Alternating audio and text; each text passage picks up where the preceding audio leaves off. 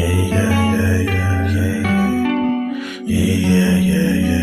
way, get this shit a long way, hit the long way, long way, hit the long way, long way, long way, long way, long way, long way, long way, long way, long way, long way, long way, long way, long way, shit, long way, long shit, long way, long way, long way, long way, long way, long way, shit a long way. Gotta get the shit a long way, get the shit, gotta get the shit a long way, finish rich, yeah. Gotta get the shit a long way, get the shit, gotta know what shit don't really understand, man. Gotta know what shit don't really understand, man. Gotta get a meal, but shit don't understand, shit be trippin' every day, shit be trippin' every way, but I gotta get the shit a long way, tryna get money every single way, tryna get money every single day, yeah. Get money every single way, every day. Every day we gotta get paid, yeah. Every day we gotta get paid, yeah. I'm feeling like we be the new slave, yeah. No, we gotta finish rich, no, we gotta finish rich. Got a new bitch, she don't understand, she don't understand, niggas gotta get rich. She don't understand, sometimes we gotta hit lit, no, we ain't hit lit. Tryna get the long way, yeah. Tryna get the shit the long way, yeah. Coach is tryna wrap up a entree, yeah. Told you the other day that did my palm strong. We gon' shoot the long way, we gon' get the long way, yeah. Yeah, get the shit the long way. My bitch be trippin' back and forth like a palm way. My name's Atari, I ain't playing games, so I'm done Atari. Yesterday she told me that she about to leave, I said fuck it, bitch, we gonna get some money. I said fuck it, bitch, I'm about to get some money. So what I do today, I want to get some money, yeah. Cause we gon' get the shit the long way, yeah. We gon' get shit the long way, yeah. Back and forth like the palm way, yeah. And I'ma get the shit the long way, get the shit the long way. Just the only way today, because they go with shit's crazy. We gotta wear a mask, we the new slaves, and we be wearing this shit like every day. We be okay, we gon' be okay, they gon' be okay, they gon' be okay, for me, yeah.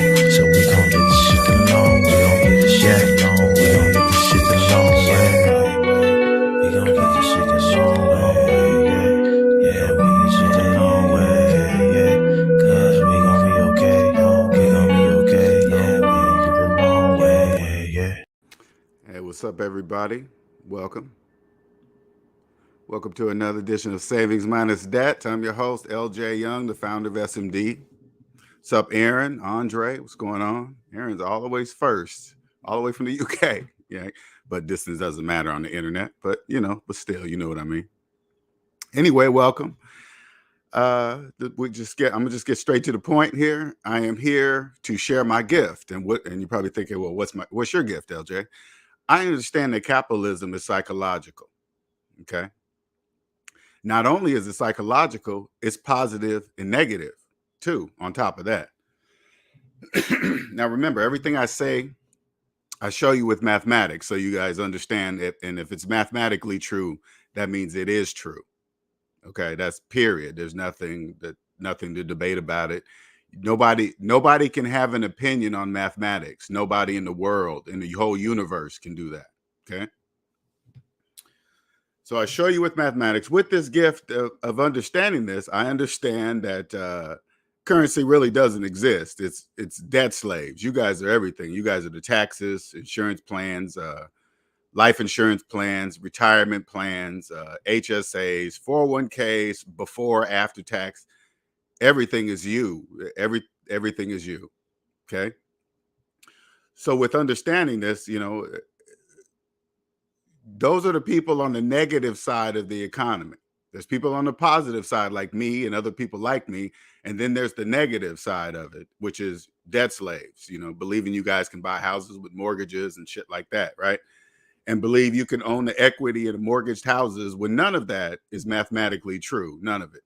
Now, some of you guys will hear me, but the majority of you guys will not. And I want the followers to really understand, the followers of SMD to really understand.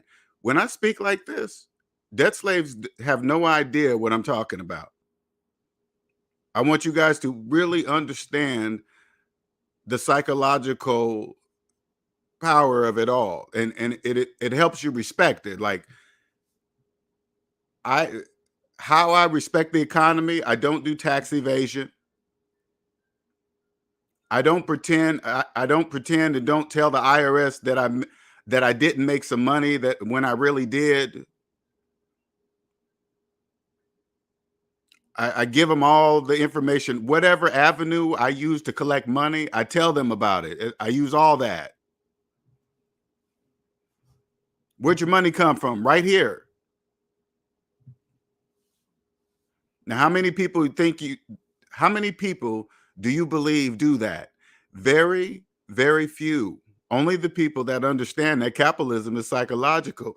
Cheating on the system would be like cheating on yourself.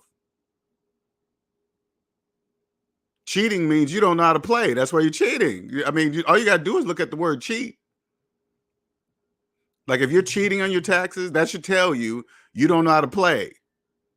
That's why you're cheating. You're a cheater. But what you don't know is that cheaters are on the negative side of the economy. People that cheat on their taxes and hide money and hey, whatever you guys do it. But there's a place for you too. Your place is on the negative side of the economy, and that's where you'll die. You'll die there. Never ever knowing that there's a positive side to the economy. When you guys watch the news about finances and what's happening in the world and that's just the negative side of it. But see, you don't know that. You just say this is it. No, it's not. If there wasn't a positive side, none of this would work. It couldn't work.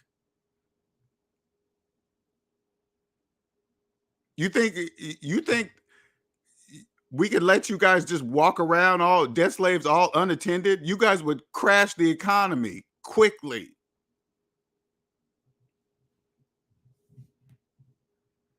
You guys are the economy. What is my purpose here? I just help people come to the positive side and participate in the economy correctly. Don't do tax evasion. Always pay every penny, whatever that the laws state in the United States of America.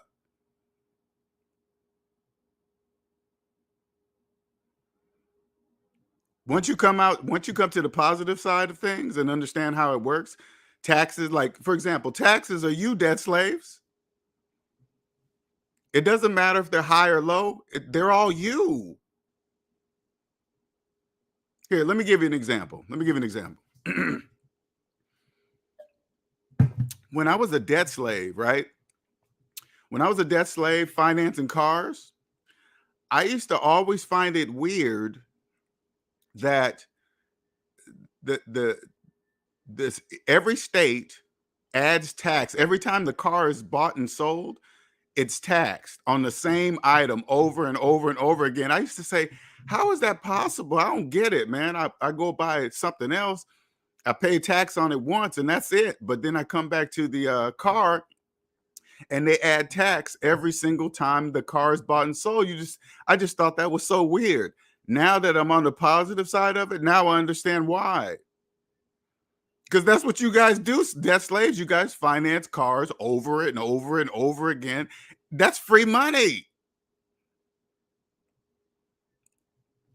That's free money. You have a choice. And not only do you guys pay taxes, you guys finance taxes over and over and over again. Because if you don't have the money to buy the car, you don't have the money for the taxes. So you guys finance taxes over and over and over again at an interest rate. Just because you drive by a car and the car on the car lot says $40,000, right? The price you see for a car on the car lot, that's for cash buyers only. Everybody that comes in there and finance a car, everybody's price of that car is going to be different. You come to the positive side of the economy, you don't finance cars. You pay the tax and you're done. You don't finance the taxes.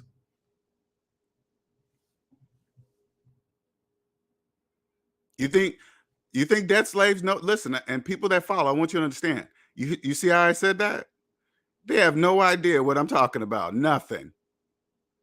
They're like, what? Everybody finance cars. How am I supposed to get a car? This whole program starts running through their head. Oh my God. If I buy a car in cash, it'll be a piece of shit and this and that. And okay, I guess if that's what you keep saying in your brain, that's what's going to happen.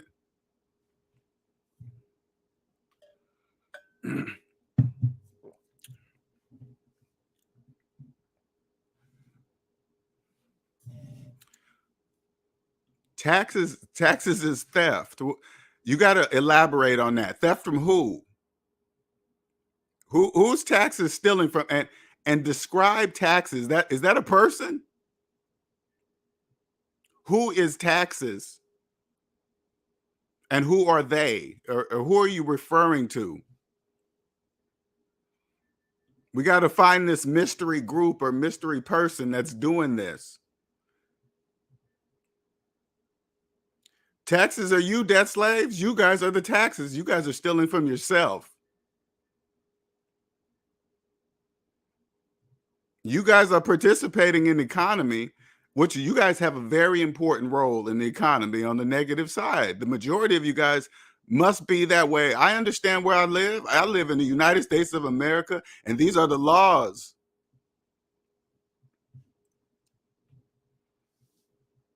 These are the laws. If I don't like it, I can leave.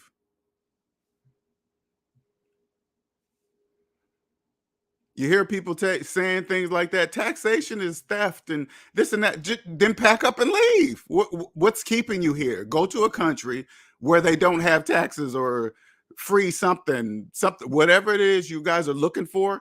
Go find it. What do you mean? Nobody's keeping you here.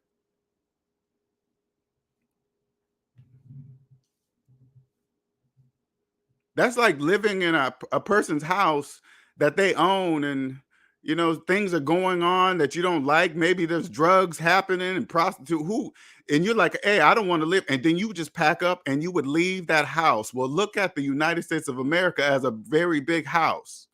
If you don't like it, leave.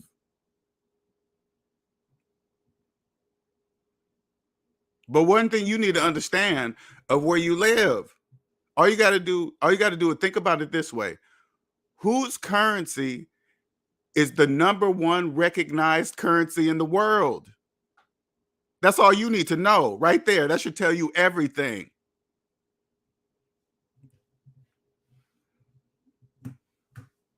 You think everybody in the world agreed to that? No. But does that matter? Also no.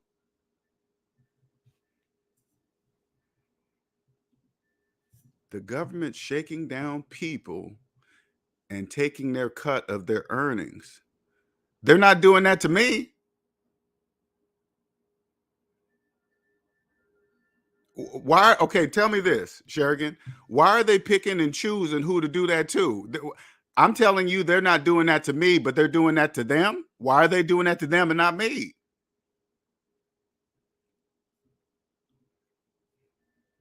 Taxes are everywhere. It's unavoidable. Yes, it is. You can legally avoid taxes. Did you know that? Only people on the negative side cannot.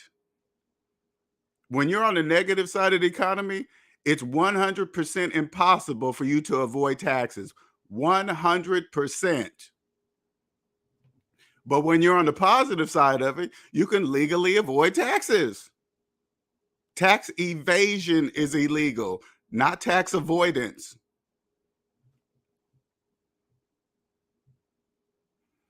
Correct. Then the British, hey, look at the currency.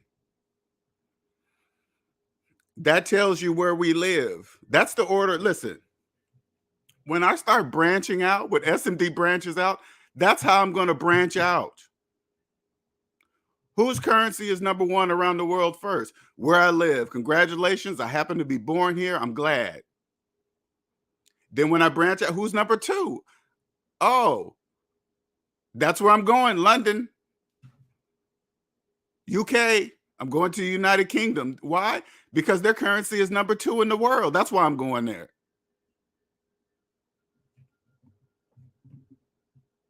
I understand that the currency is you, debt slaves. It's all you. Example, let me give you an example. I've never, ever, ever been to the UK, ever. But it doesn't matter because they're capitalists. If they're capitalists, that means psychological capitalism exists. Their tax structure might be able to say, like, I've decided I'm going to start a business over in the UK. You know what the first thing I'm going to do? I'm going to hire a person who is personally debt free that understands the tax system there in the UK. And I'm going to say, I'm going to start with that person. Hey, what do I need to do this and that? And make sure I'm licensed in this and make sure those taxes are being paid like that. I just hire all the people who are personally debt free in the UK. That's all I need to know, because the currency doesn't matter. You guys, because I know the currency is you, debt slave. So the currency really doesn't matter of the country. Just when you go to the country, this country says, hey, when you're spending money here, you can only use these pieces of paper, period. Okay, cool, whatever. I don't care. I don't care.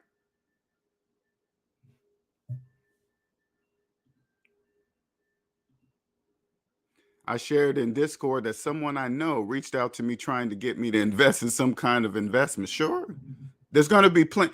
And I want you guys to really be prepared, because scammers, they all know you guys are getting your refund check. So they're being prepared for you. They're out to get everybody's, because this is the issue with debt slaves. You guys think you're getting something.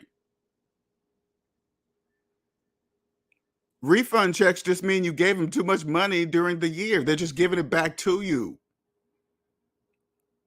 But since the most of you have ever seen, because you guys announced this on the internet, that's the most you guys have ever seen. By your reaction to your refund check, that tells everybody that that's the most money you ever see throughout the year. That's why you're so excited. You've never seen that much money on a check issued to you before, ever. That's why you're excited, like you're getting something. Nobody's giving you nothing.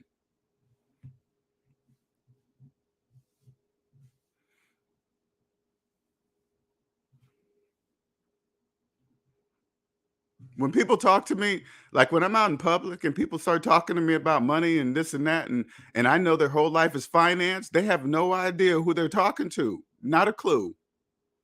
I don't say anything. I don't stop a person and say, hey, you really don't own this house if you have a mortgage. I just know that they're part of you guys are part of the housing market, period. I understand how it works. You guys are on, like, here's another example of positive and negative, okay? The word homeowner is positive or negative. It depends on who the positivity and the negativity of the word homeowner depends on who's using the word. If a person calling themselves a homeowner has a mortgage, they're talking about the negative side of the word homeowner. Okay. If you're talking to a homeowner with no mortgage, you're talking to a person on the positive side of the word homeowner. Homeowners don't have mortgages. That's what makes them homeowners.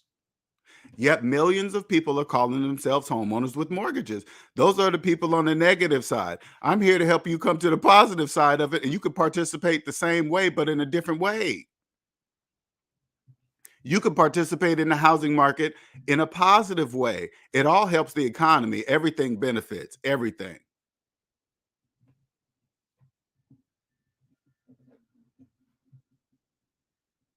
We're all human. Every human dies. We don't live forever. So there must be people here to run it.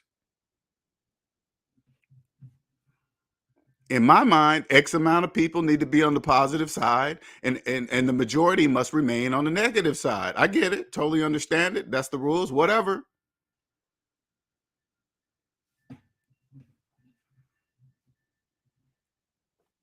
But when you're on the positive side of the economy, do you know you can see scammers like miles away? Do you guys understand that?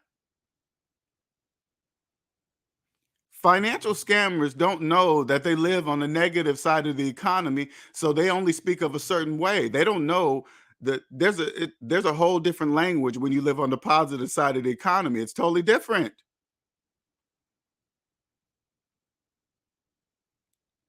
A scammer can't use something that they don't know exists. They don't know the language exists. They have no clue. That's why they're so easy to see.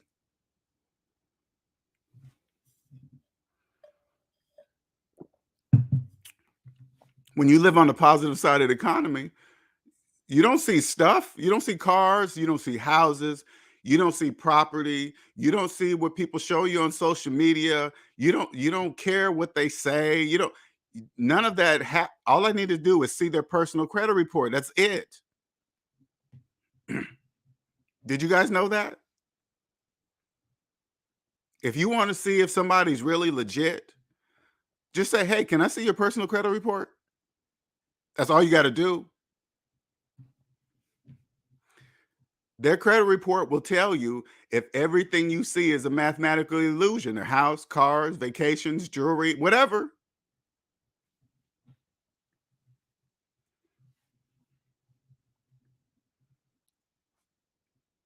It's like having X-ray vision.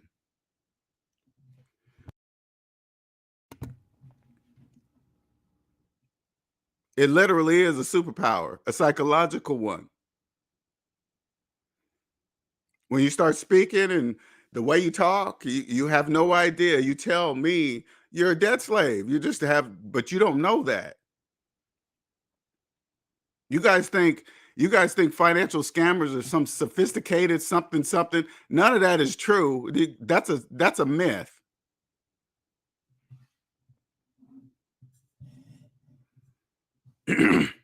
Financial scammers are not sophisticated. That's why they're scamming. You think that's a skill to scam debt slaves? It's not a skill to scam. That's not a skill. You don't have to have a skill to do that. Most of it's called business. You don't have to. You guys just scammers just do it illegally. That's all. You can do it legally.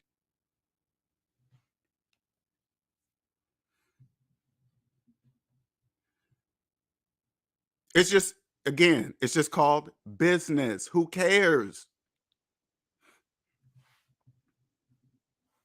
You don't have to steal from debt slaves. There's absolutely no reason to do that.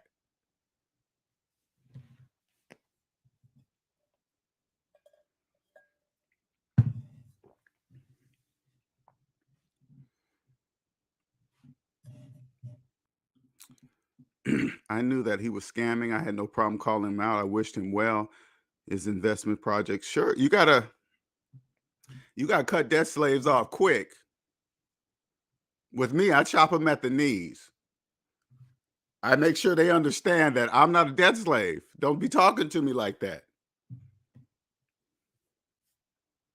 You guys got to understand scamming's at a high right now because of tax season.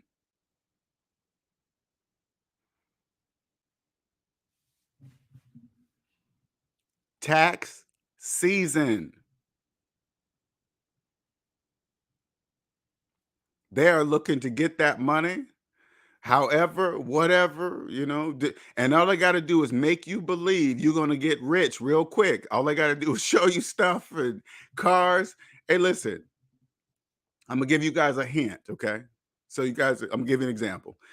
If you follow a person that if the beginning of their video shows a whole bunch of expensive houses and cars and vacations and this and that, they're talking to debt slaves because they're just showing you things that you wish you had or you want or you think you want or whatever, and you just believe they have it because they're showing you something. They're talking to debt slaves because that means nothing to us on the positive side of it. Why are you showing us all that stuff? We don't know if you own any of it. You could have got those pictures from Google. That's the only thing that comes to my mind.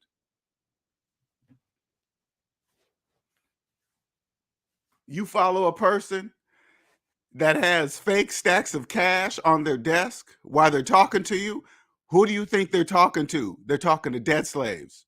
Why you got that fake money? If you're talking about finances, why you got that fake money on the desk? For you, debt slaves? They make the connection with you. You to me, when I see that, I immediately click off the video because I know they're not talking to me. Why do you have fake stacks of cash on the desk? For debt slaves. You think that money's real? That's why that's what that's why they put it in stacks and videos and shit like that. You think that money's real? When they lay it on their arms, you guys, if you guys believe it's real, I guess you guys do. That you're crazy if you believe it's real. That's a psychological problem. But anyway, anytime I see that, I know they're not talking to me. They're talking to debt slaves. Why are you showing paper? Because it's you. Paper is you, debt slaves. Here, I'm gonna give you another example so you guys can understand this. I'm gonna keep the denomination low so you guys can actually have it. But no, let's just do 100, okay? Let's do 100. No, let's do 20 so more people can participate. You can even do a $5 bill if you want, all right? But we're gonna call it 20, okay?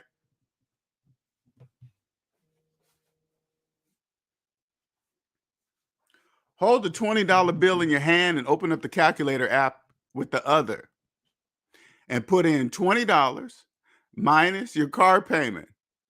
And as you're looking at the calculator, I want you to just listen to the sound of my voice. You see that large negative number?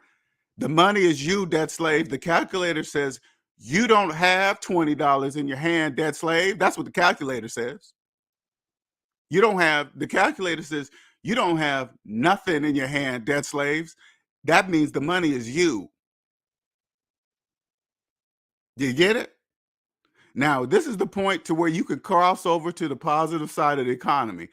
All you got to do is believe what the calculator is telling you, and then that's the first step towards the positive side of the economy. But if you still believe you have the $20 in your hand, you will die on the negative side of the economy. That's where you'll live.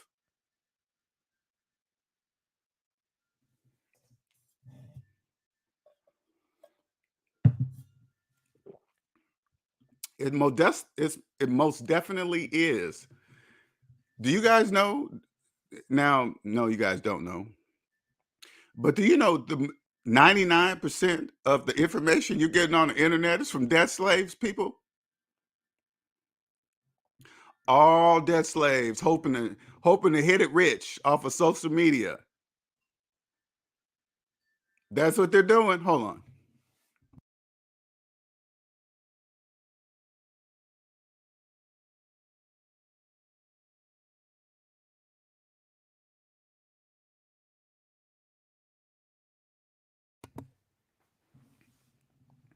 All hoping to get rich. You guys don't know which way to go. How am I supposed to do this? The only way is the internet. All you got to do is take a step back.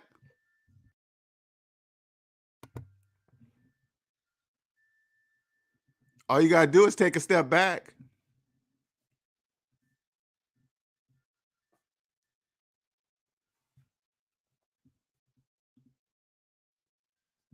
Take a step back.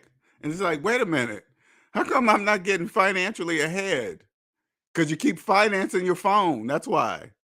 If you're listening on your phone right now and you're making payments on your phone that you're listening to this broadcast, that's why you're not getting financially ahead, because your phone is financed. Only debt slaves finance phones. I want you guys to understand that. That should be a red flag to you right now in your financial life. If your phone is financed,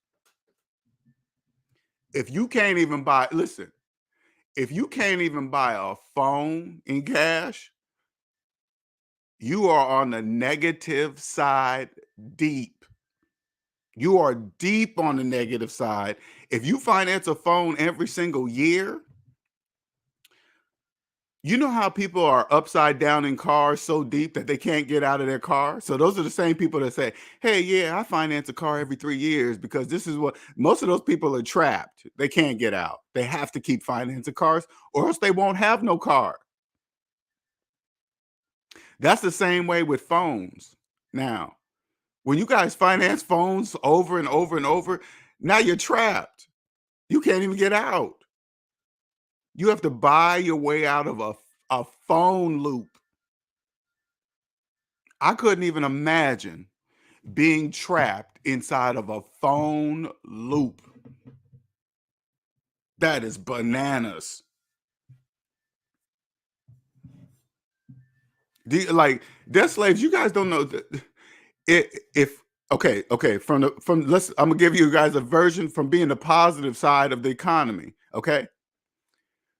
When you're on the positive side of the economy, I buy factory unlocked phones in cash. So what that means is that there is no branding name on my phone. When I boot it up, it doesn't say Verizon, T-Mobile, or blah blah blah. It says nobody because I don't need to finance a phone. Therefore, I buy factory unlocked phones. If your phone is branded, there's a 99% chance that your phone is financed. If you boot your phone up and it says one of the big carriers, that means your phone is financed. And those images are on those phones forever. Forever. Because those images are specially made for that model of phone. People are like, hey, how can we get all this bloatware? You guys are out there looking for software to say, how can you remove all this bloatware on my phone? Stop fucking financing phones. If you stop financing the phone, there won't be no bloatware on factory unlocked phones. Now you guys are trapped inside of their rates that they charge for phone calls. Do you know those days have been over for years of paying that much money per a month for a phone? You guys don't even know those prices have been over for years.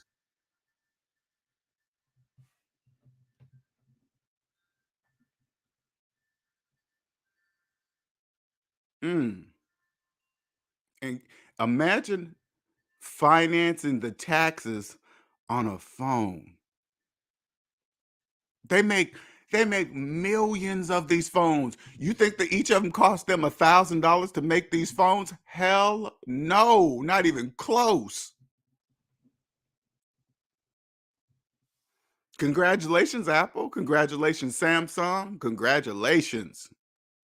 You guys don't even understand. I mean that shit.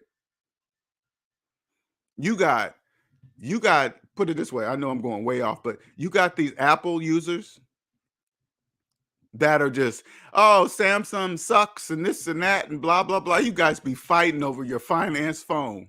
Whose finance phone is better?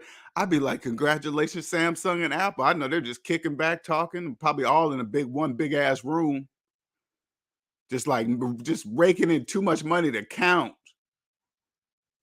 How much we gonna raise our phones to this year?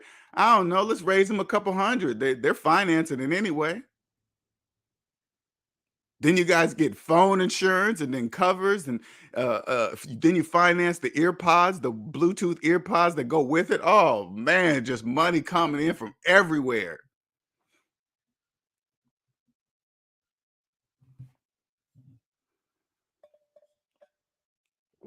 Here's what being on the positive side of the economy means. When the way you start thinking, say like you're a person that grows up that wants to play for the NFL. Okay? You're like, your dream is to play for the NFL.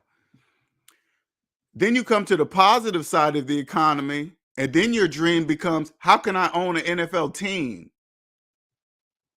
That way I don't have to damage up my body. Because when you're on the positive side of the economy, the time in your life becomes number one. Nothing comes before that. Nothing comes before that. Nothing. Time in your life. So, because I need this body to walk around on Earth, okay, without any help or pain medicine or something moving in my brain or something. I don't know. It's there. Listen, that's how you think. Because when, like, here's an example. When I think about the NFL, I am sure in their contract there's something that states there's a possibly that you could get killed or paralyzed. I'm sure it's in that contract somewhere. I'm sure of it, right? That if this happens, you can't do this, something, something, something. I'm sure it has to be in there, right? Because it happens. If you went to a regular job and they said to you, if you work here, you could possibly get killed or paralyzed, you probably wouldn't work there. You'd be like, what? How could I do that? There's a possibility that it could happen, right? There's a possibility that you'd say, no, thank you. But if you pay a person enough money, they will overlook that possibility. Now, I'm not saying anything negative about the NFL doing that or say that that's all of that is a choice. You get to choose to work there. That's called business. There's nothing wrong with it, but it's a choice.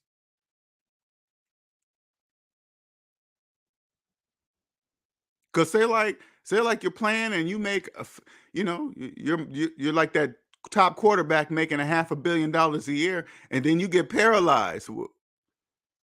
What good is that money? It's not. It's nothing's good about it.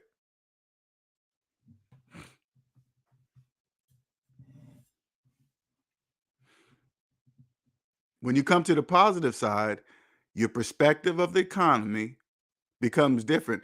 We all live in the same economy, but each of us have a different perspective when there's only one.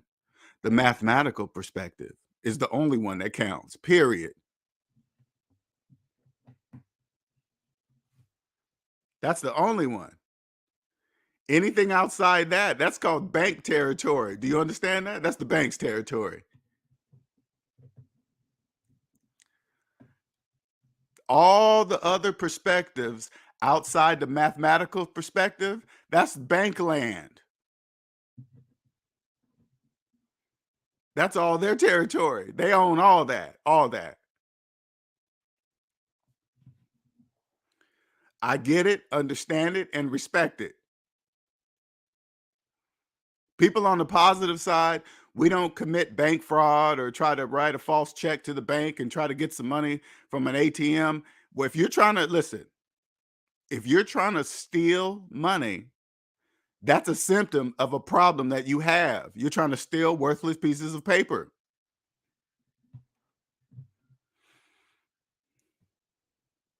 So put it like this. Say like you are trying to say like this is you right now, and you are trying to steal $100 from a person. Okay. Let's say electronically or something. All right. You're trying to steal $100. Now, if you get caught, that's going to be a crime. That's a crime. Now, and say like the penalty for this crime was $1,000 fine, since it was a small amount, $1,000 fine and 90 days in jail for $100. Okay. And then you go to the government's website and see how much they print. They actually print the cost to print $100. And the last time I looked, it was like 17 cents. I haven't looked in a minute. Now, say like you did that and you got caught. You did the crime anyway because you wanted $100 that bad, and you got caught and you got penalized to the max. You actually did that. Now you're paying $1,000 and you're losing 90 days of the time of your life, something that you can never get back ever, no matter what, ever, for 17 cents. But you still, even though you're in jail, you still participate in the economy. There's people that participate in the economy positively, and there's people that participate in the economy negatively. But you guys all participate. Everybody does. If you live here,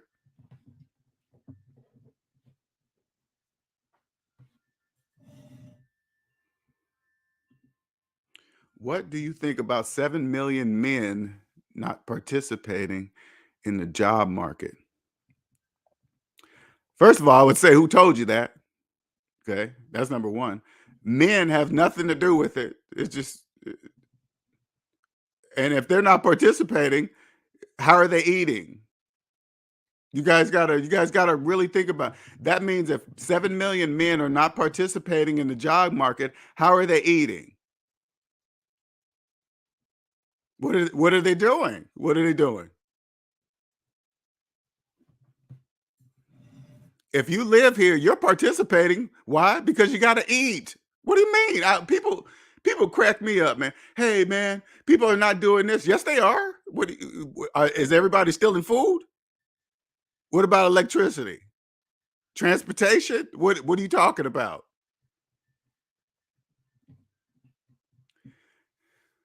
Whatever numbers you guys see on the news, I'm just here to tell you that's just the negative side of the economy. You don't have to be part of that. That's a choice. The majority of people that are telling you about what mortgage and car loan interest rates are and what they will be and the fact that's all for the people who finance cars. That's the negative side of the economy. People that buy cars in cash, we don't care what car loan interest rates are because we don't finance cars.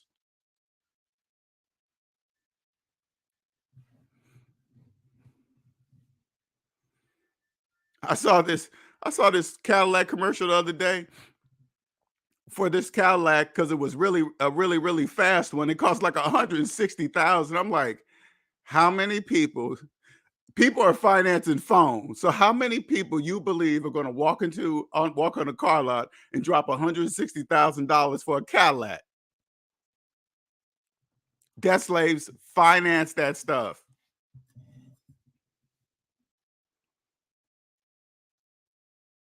Can you imagine the taxes? The taxes alone on a truck that expensive, and debt slaves are financing every single oh man, I put $20,000, 20,000 down on $160,000 car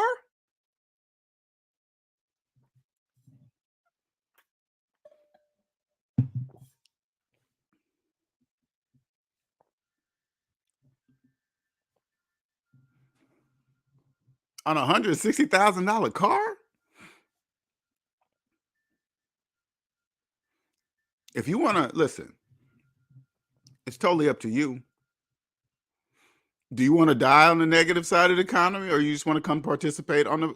I'm here to help you participate in the same economy, but on the positive side of it. You can come over here and do the same thing, pay your taxes on time. You no longer have to be scared of the IRS because you're following all the laws. You don't really have to worry about that. You don't have to worry about any IRS letter and this and that and blah blah blah. Because you're following all the laws.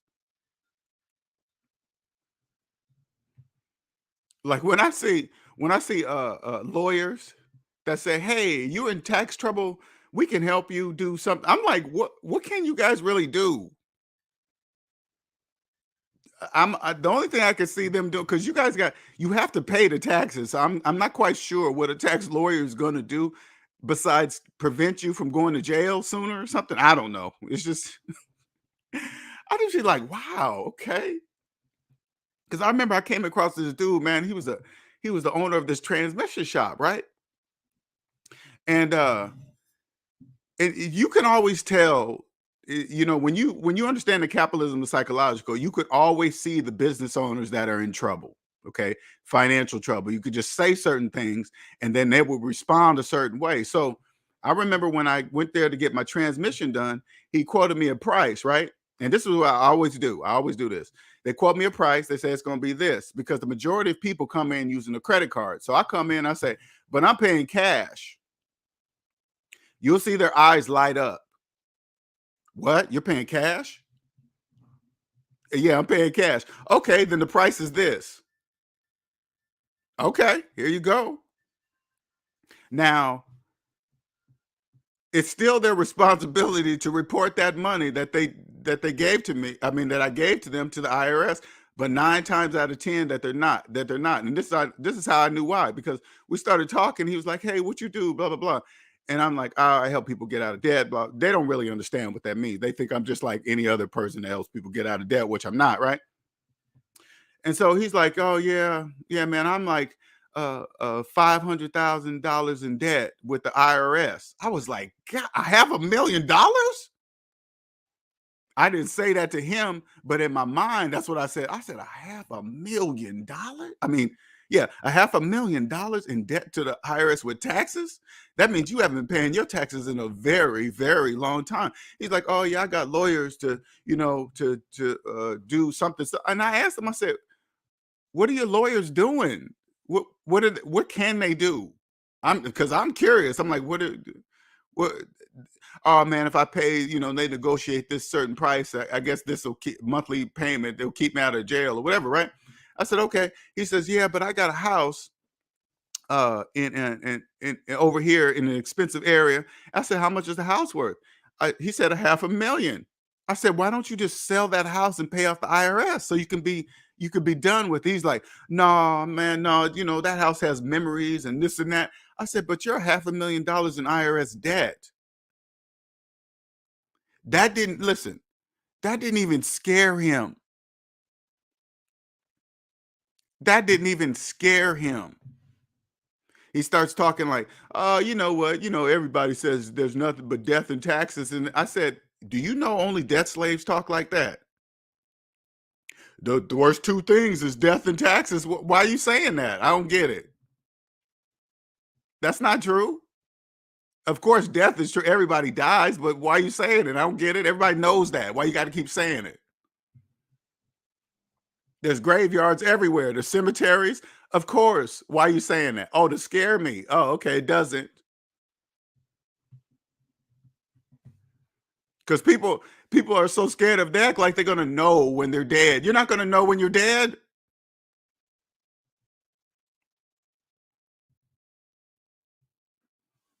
This is what I imagine how it's gonna be like. Think about the year you were born and imagine how you felt the year before you were born. I think it's gonna feel the same way. So if I was born in 69, I have no idea what it was like to be alive in 68.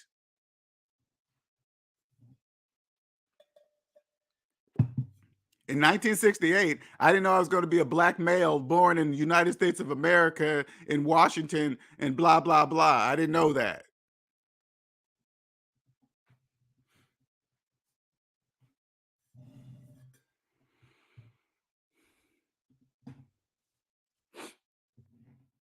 I thought it was business debt. I know I'd be rambling. I'm not sure. I can't even remember what I was talking about at that time. How can you feel before you exist? I don't think I don't think you can. That's my point. I don't think you can. Correct. Correct. That's my point. You don't even know you don't even know. You don't even know. That's what I'm saying. And once you put it this way, once you're on the positive side, time is the most valuable thing on earth, then you really realize how much is how much of it is a gift to even be here.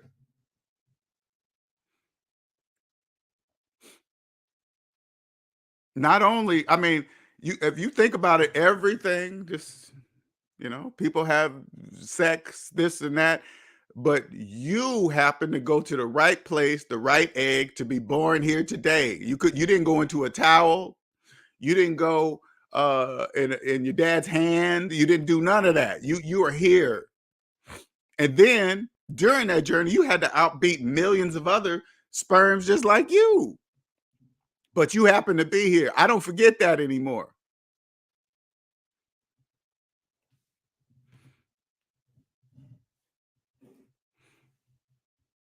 Oh, I see what you're saying. No, okay, I see what you're saying. Would that be that's yeah, that would be business debt. That's true. That is true. You got me there. That is correct. That is very correct. I would be tying the two. So that's true. So pretty much His business is gone. He won't be able to sell it. He owns this transmission business, but he won't be able to sell it. If all 500,000 is business debt, then yeah, I wouldn't do that. I don't know. It counts, it counts on the business, how much money his business is making, but if he's 500,000 in debt on the business, is obviously not making that kind of money. He only have a few years left. But you're right. You got me there. You got me there, Obanike, because I did tie the two. I didn't realize I did that. Yep. And that was back then too, for sure. I didn't realize I was tying the two then. I didn't realize I said it now, even out loud today. So yep, wasn't aborted. Everything. I try to when you put it this way, when you realize when you come to the understanding capitalism is psychological and you come to the positive side of the economy, you'll realize that to get here, you'll realize stress is not part of life. Stress is a choice. Stress is not normal. You don't. That's stress just doesn't happen. You can remove it. I want you guys to clearly understand that you can remove stress. I use technology more because I want my brain free. I don't want to have to remember dates and times and things to do. Everything I put into my phone to remind me of, because I want my brain free to create. Even when I have to do little things around the house, I get that shit done because it bugs me. It takes up space in my brain. I don't like that. So I get it done. I always keep my mind free and stress free. The people outside of you, you can limit that. If there's, like, put it this way, if there's a person outside of yourself causing you stress, you can control that. You can stop that. That's the easy part. The hard part is when you have to when you're getting stress from yourself. By eliminating the people outside of you causing you stress, that allows you to have more energy. It's almost like Dave Ramsey's baby steps, but psychologically. First, you slowly, say like you have several people in your life that cause you stress. You eliminate them one by one. Each elimination gives you more power, more energy for yourself. Once they're gone, now you have a whole bunch of energy to concentrate on yourself, which is going to be the hardest part. Removing the things in your brain that are causing you stress. That's going to be hard because it's you. You have nobody to ask. You can't really, nobody can give you some advice, because once you understand that part, you are very careful when you start asking people outside of yourself for personal advice, because you have no idea what they're going through. Are they in debt? Are they stressed? Are they doing things that, they're going to give you they only can give you a perspective of what they're living. So that's why you got to be very careful of who you talk to. I know a lot of people look happy on social media, but it's not true. The majority of them are not. Those 7 million men are working on gig app jobs, but the Bureau of Labor Statistics doesn't count those as jobs. That's why there's discrepancy. See, and I want you guys to a lot of people to really understand something. I understand that capitalism is psychological, so I don't really care what type of jobs you guys have. It's still a job. Now, the differences between what you guys are saying, those are like laws and stuff, and when you put it on paper with taxes and stuff. Okay, that's like the tax laws and stuff. But you guys are still working, delivering shit.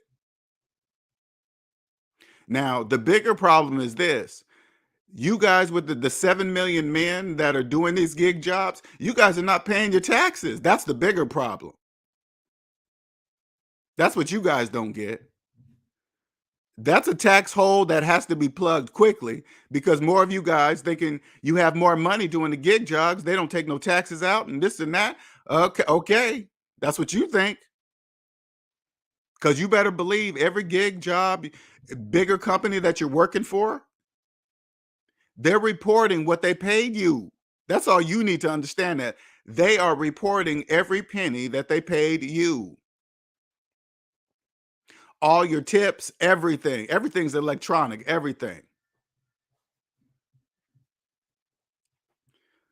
So when the IRS comes knocking on your door, don't start saying shit like, "Oh, I didn't know. I was supposed to do that." You just walk. They knock on the door. You say, "Yep, I did it. I didn't pay." Just straight up, just tell them, "I didn't do it."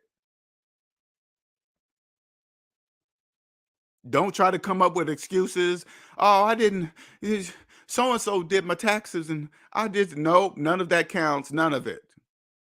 Who got the money? You.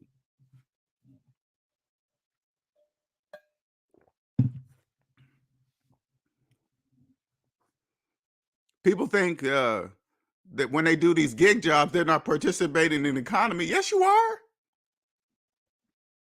If you're getting paid, you are participating.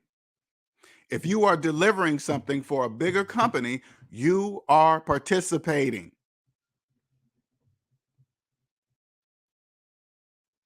You're just participating incorrectly because you're not paying your taxes. A lot of you guys are coming from W-2 jobs where taxes are taken out of your check automatically. So you guys don't even think about it. They don't even give it to you. So you don't have to think about it. Now that they don't, that's a problem because you guys keep it and spend it.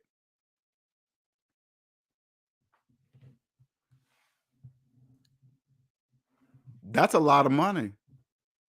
That's a lot of money from people that are doing these gig jobs, all 1099, not paying their taxes. Ooh, shiznit. That's a lot of money. All this stuff being delivered. Ooh.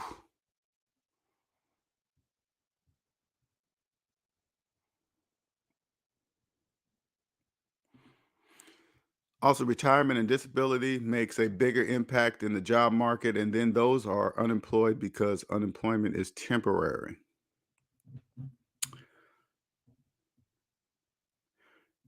If you are a person worried about unemployment, you are worried about the wrong thing.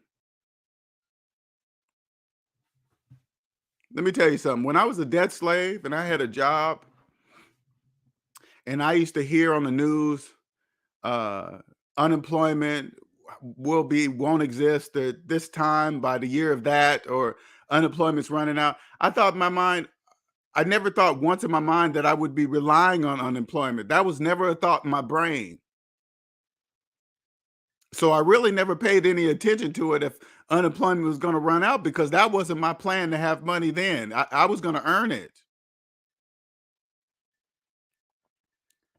I'll make my own unemployment fund. I don't need anybody's help.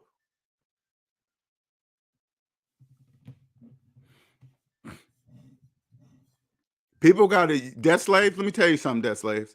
You guys got to stop blaming people and things outside of yourself. The government's not a person. You guys, it makes, man, they're like, "Oh man, look at the way the government spends the money." All you got to do is look at your personal credit report. You do exactly the same. What are you talking about? Oh my God, the way they spend money. Log into your credit report, your personal credit report, and look at the way you spend money.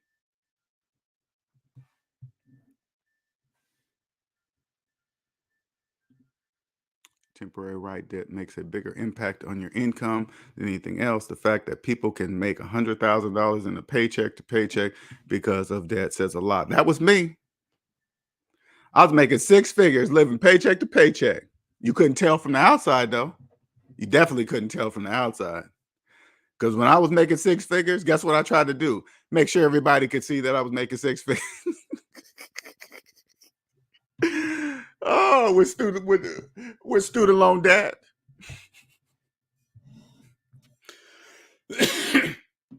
And listen, making six figures kept my student loan debt for 10 years when I could have paid my student loan debt off in one.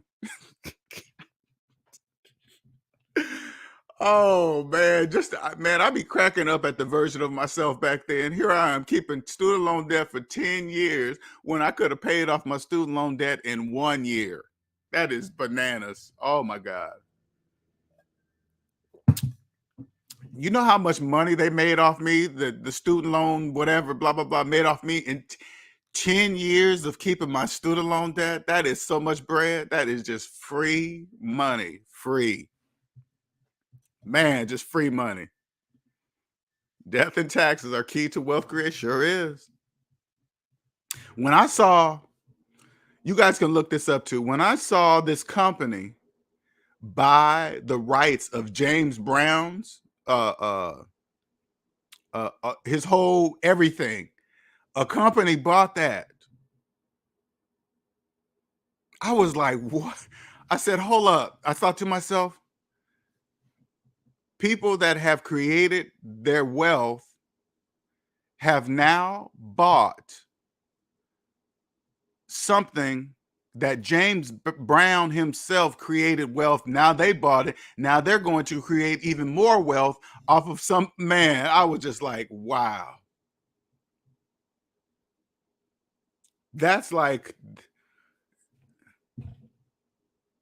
endless money, endless. Half the people don't listen.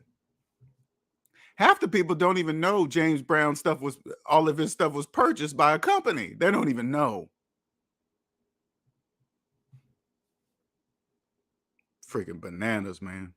Q4. That's when you're on the positive side of the economy, that's how you look at things. There are no limits. You don't look at money the same. Oh, I want to make $1 million. I want to make $2 million. No, that's coming naturally. That comes naturally. When you're on the positive side of the economy, you attract money. You don't chase it. On the negative side of the economy, you guys chase money. You guys chase it. You don't know. You have to attract it. You have to be positive to attract it. But you're negative. I hate it when they try to run out on the bill. Oh, debt slaves are, man. You know, it's crazy when you like. Okay, I'm gonna give you guys a positive side. You guys, if you could just Google, right? If you just Google how much mortgage debt there is, right? Just Google and see how much there is. It's in the trillions of dollars. 99% of those people in those trillions of dollars believe they own property. They believe they own, even though Google says, hey, there are trillions of dollars in mortgage, because if you owned it, there would be no debt. There would be no debt if you owned it, but you don't. That doesn't even wake up debt slaves. It's like, wait a minute. If I own it, then why am I making payments? If I own it, owners don't make payments. No, owners don't make payments. Why are you? Because you don't own it, debt slave. They own you. Debt slave. It's illegal to own a debt slave directly. That's called slavery. You can't own a debt slave directly. That's illegal. So what they do is place a house or a car between the two of you. Now they own you through the house or through the car or through your phone. Either way, they still own you. That's okay. That's just called business. It's not a big deal. That's a choice. You could go house looking. This is all you got to do. When you go house looking, right? And you see at the house you want, and the house is, say like the house costs $400,000. It's in the school district that you want. It's got the nice land that you want, the landscaping. All your neighbors are nice, and it looks like it's safe. And then at that moment, I want you to open up your phone and log into your bank account. If you don't have $400,000 in your account, you can't buy the house. It doesn't matter where it's at. You can't buy it. Now, from that point, if you say that is true, LJ, I can't buy it, and then you go and ask the permission for the bank, that's a choice. And the bank says you can't have this house until you pay us back all the money you borrowed. They say that when you come to them, it's in there in the paperwork. I promise. You don't need a lawyer to say, trust me, it's in there. Now, if you walk out of the bank telling all your friends on social media and telling everybody, hey, I'm a homeowner, I got equity, and I this and that, all that is on the negative side. You don't own nothing because you had to go to the bank to buy it, to finance it. Mortgages is called financing. That's not called buying. You guys stop mixing the two.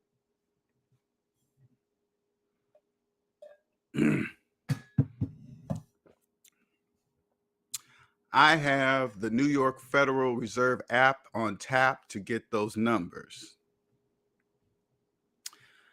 Well, you got to understand, the Federal Reserve controls all the debt slaves. Debt slaves can't buy nothing without money from them. So you guys got to understand, of course they have the numbers. You guys, debt slaves cannot buy anything without the banks. Okay, that's a fact. Okay, so of course they have the numbers because everything you guys do goes through them. So they have exact numbers. Hold on for a quick second, you guys.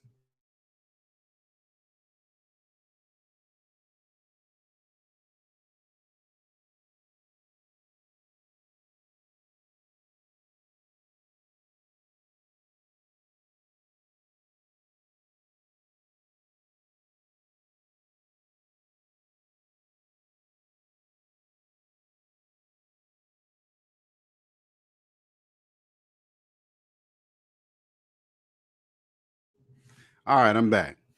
Sorry about that.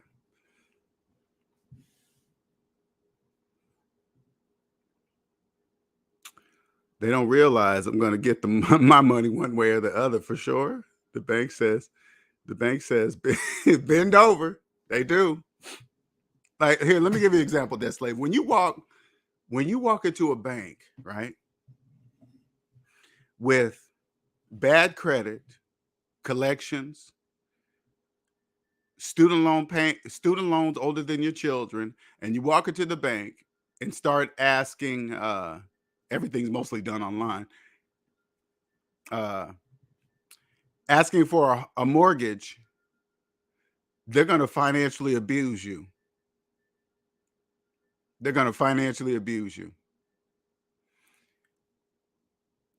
And usually those people, you guys get what's called subprime mortgages, FHA mortgages, VA mortgages, no money down mortgages. Those are all for debt slaves that don't understand that you cannot buy a house with no money. You can't. You obviously don't know. No money down mortgages, get in 3.5%. You can have a 650 credit score. That's all attractive to people with no money. And they're going to financially abuse you because of it.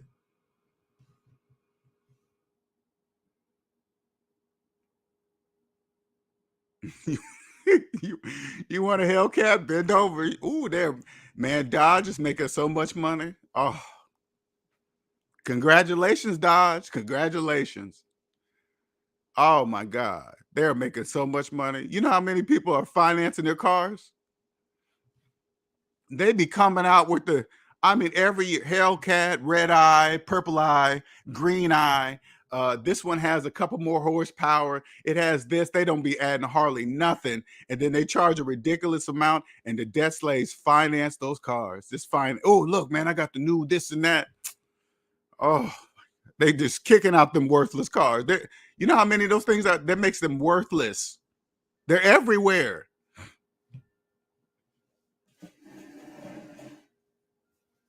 The only thing they can do to make them different is paint them weird. That's the only thing you can make it. But other than that, it's just another Hellcat. That's it.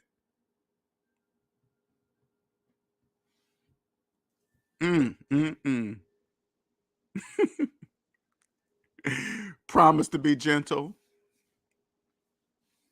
That's bad. That's not even funny. Oh, man. The positive side, though, man, I'm telling you.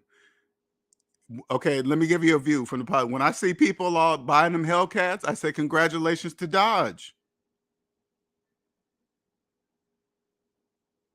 I mean, they are stealing them, stripping them, financing them. I mean, they're just doing everything. I mean, those things are everywhere, littered.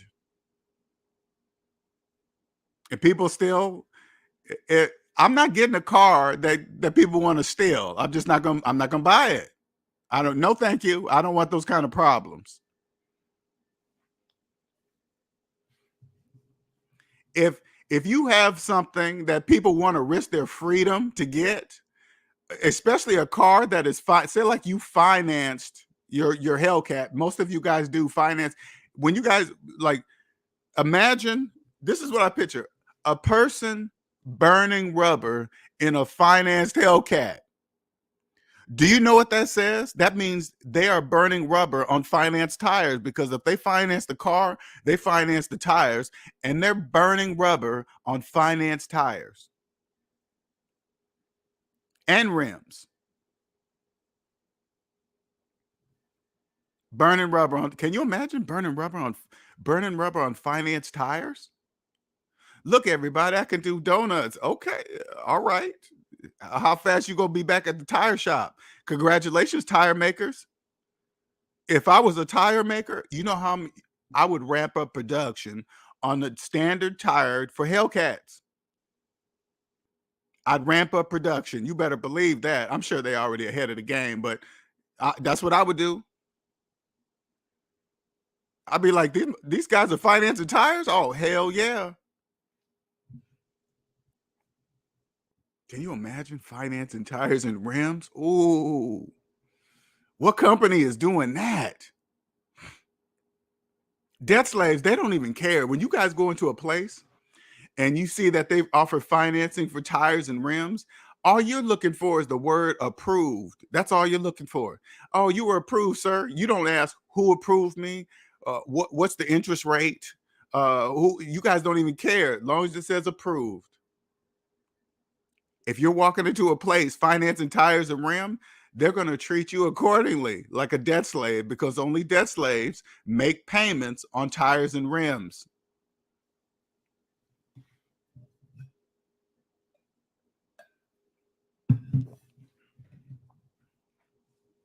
If your phone is financed, that's why you're making car payments, because you're making phone payments.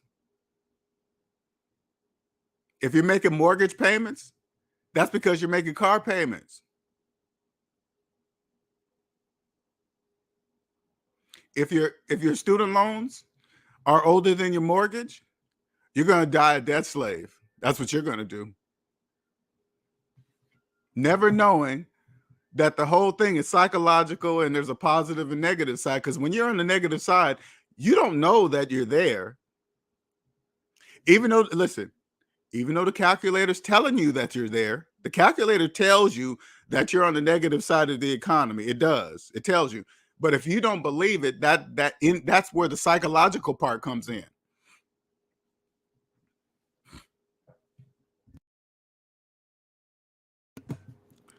Like if you have a mortgage, open up your calculator, put in your mortgage payment minus your mortgage balance, and hit equal.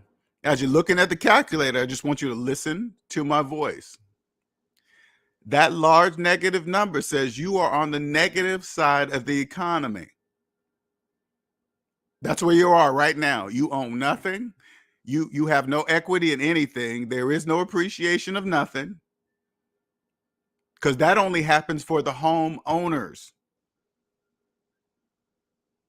Now, here's the point. You can believe the calculator and say, wow, I don't own nothing. And then that's the first step to come to the positive side. But if you still believe you own something, even though you see a negative number, that's the psychological part. Because if you don't believe the calculator, that means you have a psychological problem.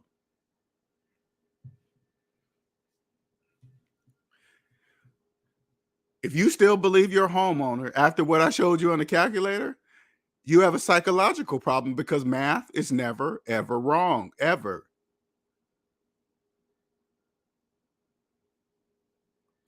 Most of you guys will say, well, what about if the house goes up in value, then I sell for a profit and this and that? That's a program. You guys all say that. I sell for a profit and this and that and blah, blah, blah. That's a program.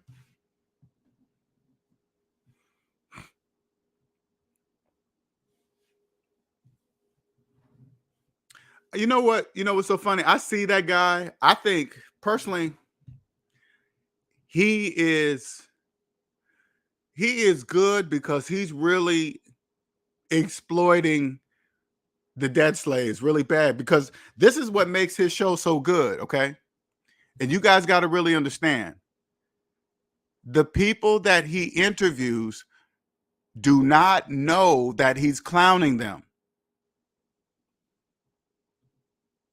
They don't know why he makes these faces or he's rubbing his head. Oh my God, why you can do that? Are you sure? Because you got to understand, debt slaves don't know why you're asking the questions that you're asking. They don't know that, because they believe the perspective that they have of the economy is the only perspective, which is the negative one. That they have the negative perspective of the economy, but they don't know that they have the negative perspective of the economy. So they like, what? Why are you saying that? What's the big deal? You're supposed to have credit, and this. So this is what's making this show so successful, because to even be accept the invite on his show, he already knows your finances are horrible, or else the show wouldn't be good. Because if you're, hey, I want to do a thing to go over your finances and put it on video, that means he already knows that you don't know, because anybody that doesn't know would do that. Show the whole world that you don't know nothing about finances. I would never do that, ever. But then again, I'm not a debt slave, so he wouldn't have me on the show, because I was born. Put it this way, I got on a Fresh Prince CEO. Okay.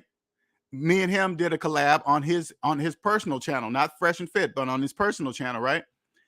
My video is the lowest viewed video on his channel. But I told him that before we did it. I said, I bet you my video is going to be the lowest viewed video. And it is.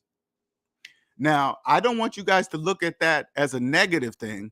I want you to look at it as the very few that now you got, and take away the views is probably, if you actual people that got something from the views that are actually there, is probably way lower than that. But there's a few that probably did.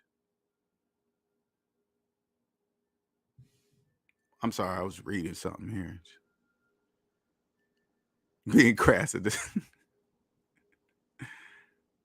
Anyway, he is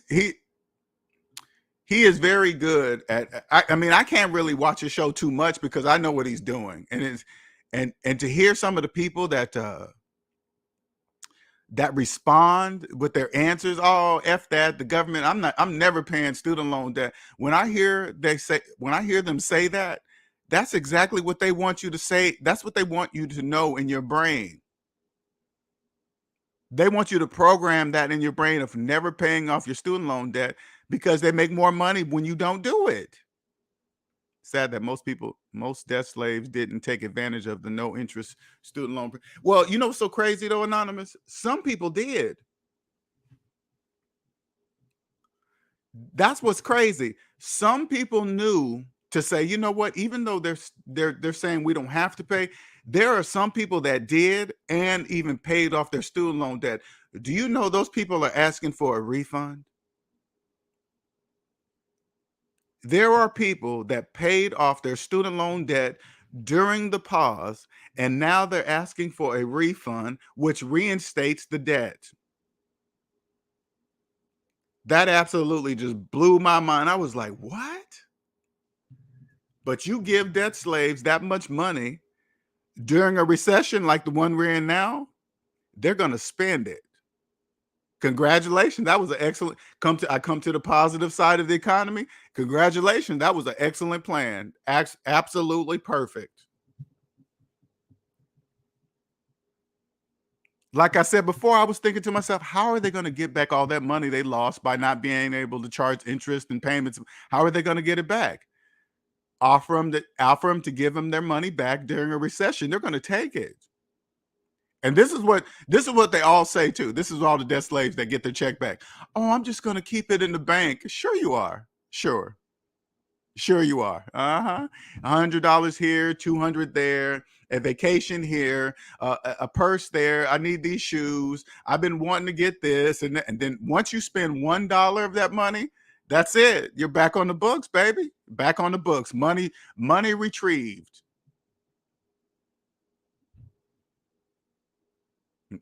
Running smoothly. Yeah, the dude is good. I like what he does, but I can't really watch a show because I know he's not talking to people like me. So, but he's taking off pretty quickly. He really is. I just couldn't do what he does because that's just really you're just really just constantly making fun of debt slaves, and I mean that means he has to keep. He put it this way: he has picked a product. I want you guys to understand what's going to make his channel so big. Okay, so you guys can get it. He has chosen to do something that he will have endless content forever because there will always be debt slaves doing the things that they do. So he will always have content. He will always be able to pick people, even if he pays them. It doesn't matter. You give a debt slave, hey, you want to be on my show, talk about your finances? I'll give you $500. They're going to do it. That $500 investment is going to turn into endless money because his videos will always be valid because there will always be debt slaves. Any debt slave that clicks on one of his videos will be able to relate. Oh yeah, that's me. I got student loan debt. Oh, this person's they're still doing it. They're still living life while having student loan. No, they're not. That's an illusion. My financial advisor refused to show me his credit report. Had to drop him and find a new one. I am wrong. Am I wrong for asking for a credit score? Is that personal question? He was pissed off that I asked. Most of them do be pissed off, but that's their problem. This is business. When it comes, listen, this is what I want you to understand, Anonymous, and it takes a time to work this into your mind. When it comes to business, feelings have no place to be there. So if they get upset about it, that's a feeling. That's the wrong financial advisor. Why are you getting emotional? You want me to give you information about my finances and you're getting emotional? Are you crazy? No, I'm not doing any of that. I had a dude. I remember I was online and this financial guy he was from Canada and he was giving all this advice. And I told him, I said, I don't really trust financial people unless I can see their personal credit report. He got upset. How dare you? This and that. I'm like, you are sure emotional over business. You are emotional over business. Yeah, you know what? You're right. He does equate to that. Yeah, that does make sense. But he's gonna be successful because he knows how to do it. Uh he's gonna have endless content because he can always just pick anybody off the streets, and everybody's in the majority of people are in debt. So he will and you will always have debt slaves that want to be famous. So they figure, hey, I just get on here, talk about my debt. I don't really care. So what? It doesn't matter to me. And then I'll get exposed and people will see me, but they don't really understand what they're exposing themselves to. Financial illiteracy.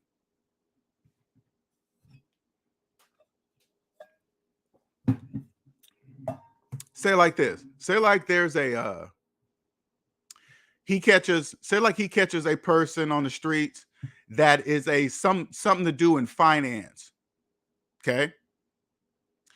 That's his degree, that's his job. And then and a person like Caleb catches him on the street and says, hey, you want to do this thing that blah blah blah blah blah. First, Caleb, I'm sure Caleb asked him a couple questions, because debt slaves, you don't know that you're in debt, and you don't know that debt is not normal. So he'll ask you some questions. You got student loan debt? You'll say, sure, yeah. Doesn't everybody? No, only debt slaves have debt. Only debt slaves have student loan debt. But you'll say it like it's nothing. You have car payments? Yeah, sure.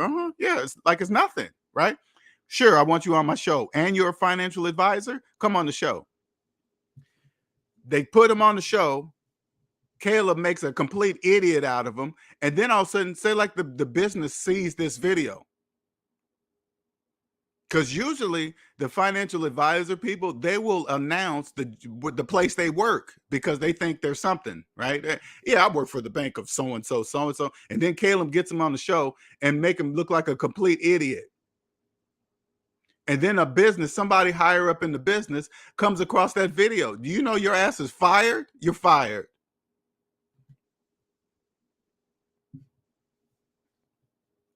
You are fired. Because what you're talking about, Anonymous, those are numbers. You're like, hey, I just want to see if you own yourself. I don't want to give you any, I'm not paying somebody. Because when you get a financial advisor, you are exposing them to everything in your financial life. I'm not giving my financial life to a person that doesn't own their own life.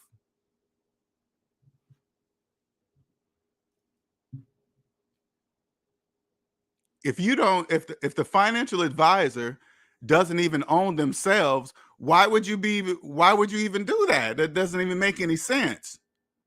I'm not trusting an accountant, a tax advisor, a financial advisor. I don't care how many degrees they have. I don't care how long they've been in business. If they don't own themselves, who cares what they have? You're going to be getting advice from the negative side of the economy, period. Come across a financial advisor that believes they're a homeowner with a mortgage. Are you crazy? Hell no.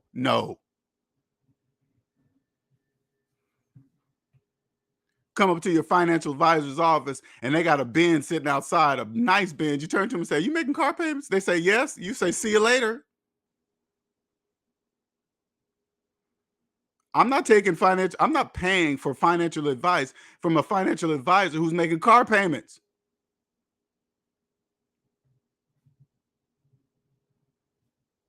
Walk into their office, I look at their fancy degree on the wall and see what year they graduated. See, they graduated 15 years ago. I'll turn to them and say, do you have student loan payments? You have student loan debt? They tell me yes. I say, see you later. What the hell are you going to tell me with 15-year-old student loan debt? Absolutely nothing. See ya. You better not be calling yourself a homeowner with a mortgage trying to sell me financial advice. You're crazy. Goodbye. LJ, speaking of the electric cars, I mentioned the other day, my aunt who got a 30-year mortgage at damn near 50 just financed a Tesla and is getting a charging station installed in her house. Whew, God damn. Just reading that statement alone, you know how deep she is? Let's say like the house is 350,000. The new Tesla, let's say like it's 45,000. And then a charging station installed in your house. All of that's financed.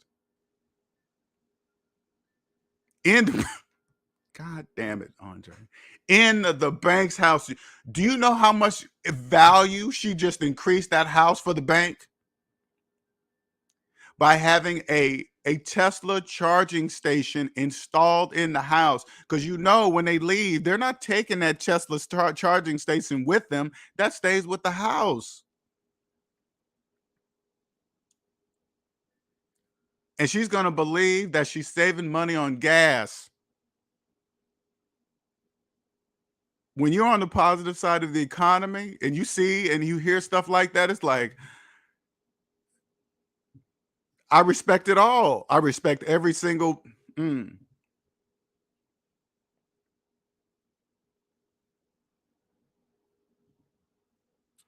Yeah, people reveal too much on his show. You write an employer sees that and might have a second thoughts on their employee. Sure will, they will. Say like the person that works for a financial company and he's talking like that and he announces the company he works for. You are fired. I'm not having no employee tell the whole world he's dumb, and then I have a client walk in and they saw that video and this guy's sitting there. You're crazy. No, nope.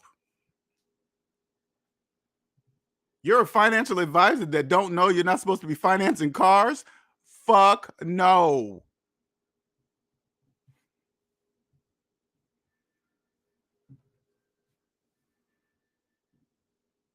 She's bragging all over at Facebook too. I was crying when I saw her post. All you gotta do is watch. You can't do nothing about it.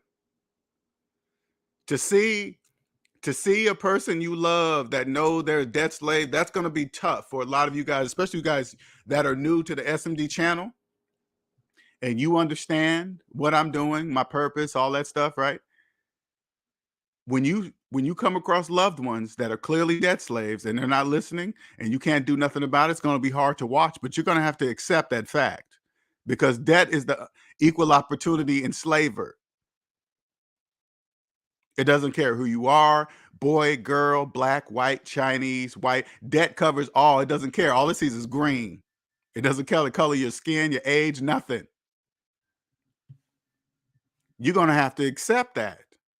And then when you see your aunt go buy a house, you know what you have to say? Congratulations. When you see your new Tesla, you say congratulations. That's the only thing you're gonna be able to do if you want them to stay in your life.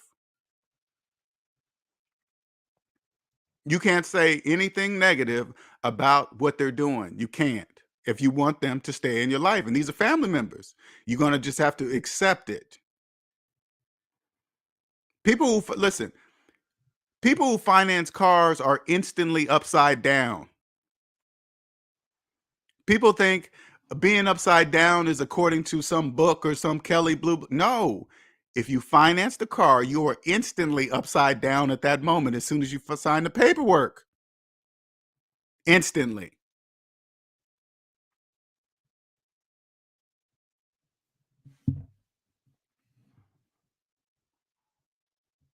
They should send her a thank you. Flawless. Oh, it's horrible. There's a reason why banks won't hire you or military won't give you security clearance because of poor financing issues. For sure. If a bank the bank if you go to work for the bank, which is it's just business, and they run your credit report, that's going to tell them how you've been treating the business of yourself.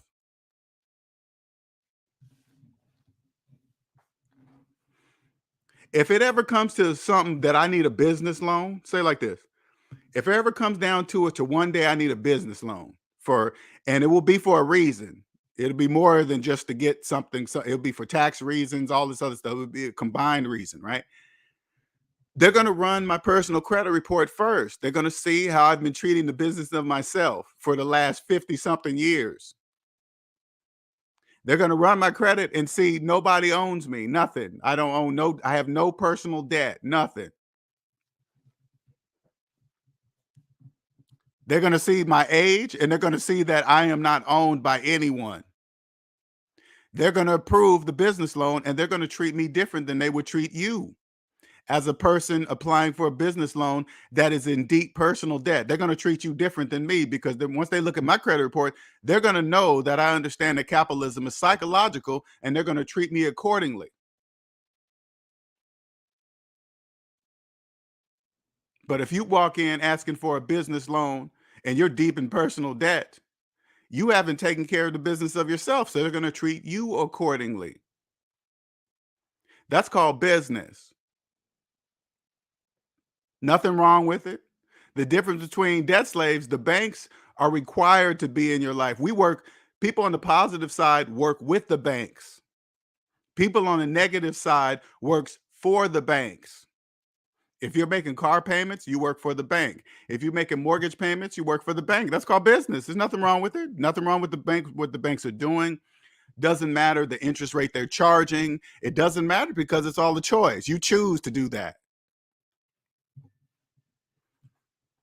Signing the paperwork for a mortgage is a choice. That's a choice. You walked into the bank and signed it.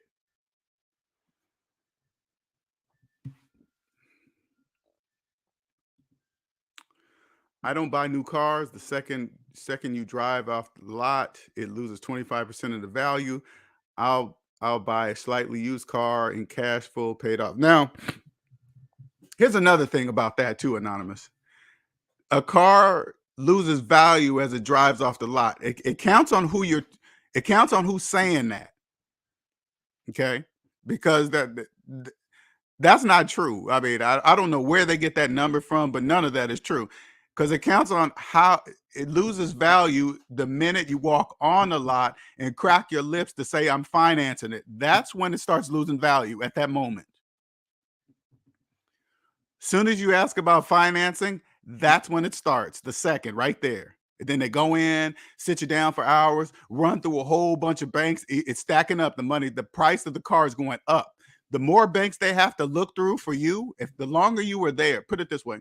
If you're in a car lot and you're there for hours, that means they have to go through a lot of banks. And each bank that's saying no, no, no, no, no to the one that says yes means the interest rate is getting higher and higher and higher and higher and higher and higher.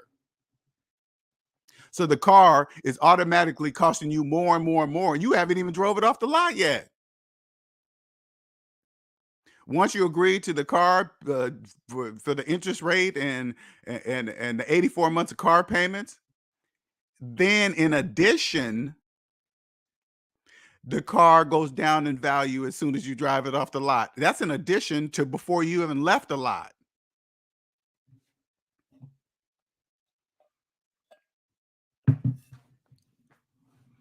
First of all, unless I wanted a brand new car, there is no reason for me to step on a car lot to purchase a car. There is no reason. Unless I want a brand new car. Okay?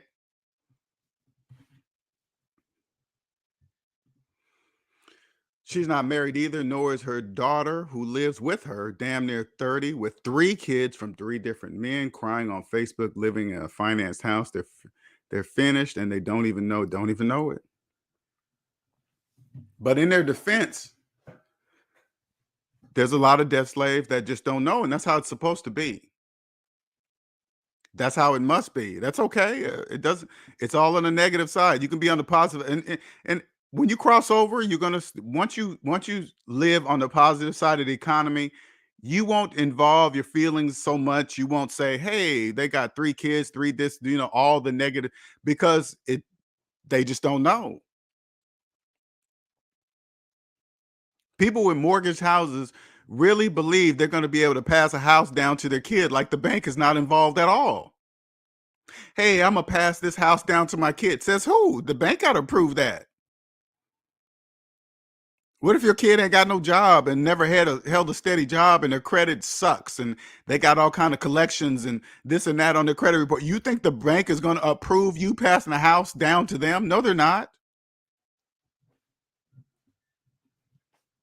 You can't pass nothing down that you don't own. You can't do that. People with mortgages be saying that shit all the time. Mama, you got to have something to pass down to your kids. That's true. Yeah, that is true. Only thing you can pass down to your kids is a paid off house. That's the only thing you can do that. That's the only people that can do that. Put it this way. Imagine this. Especially young parents too. Especially young parents. Imagine you understand, you got young children, your young parents, your young children, you understand the SMD process. You're going to naturally teach this to your children. Naturally. This is going to naturally happen, and your children are going to grow up with the SMD knowledge naturally. So when they get on their own, they will be prepared for the debt slave stuff. They will be already prepared. They will already know what debt slaves are going to do to try to get them in debt, right? Imagine growing up, you guys are obviously going to have your own house, your own property with a paid off house. And imagine you buy a big enough property that you build another house that's on the same property, paid off, that your kids are going to live in. And then when you pass, first of all, when you get old, you'll have a place to retire right there with your kids, right? Paid off, right? And then when you pass, you'll naturally pass this stuff to your children. They're going to start life off with no, I mean, they will already have, but start life off with no rent or mortgage. Millions of debt slaves believe rent or mortgage is normal. Like you have to have that. You don't have to have rent or mortgage. You don't have to have that. That's a choice. They start right off knowing that that's a choice. Can you imagine how financially ahead that those kids will be?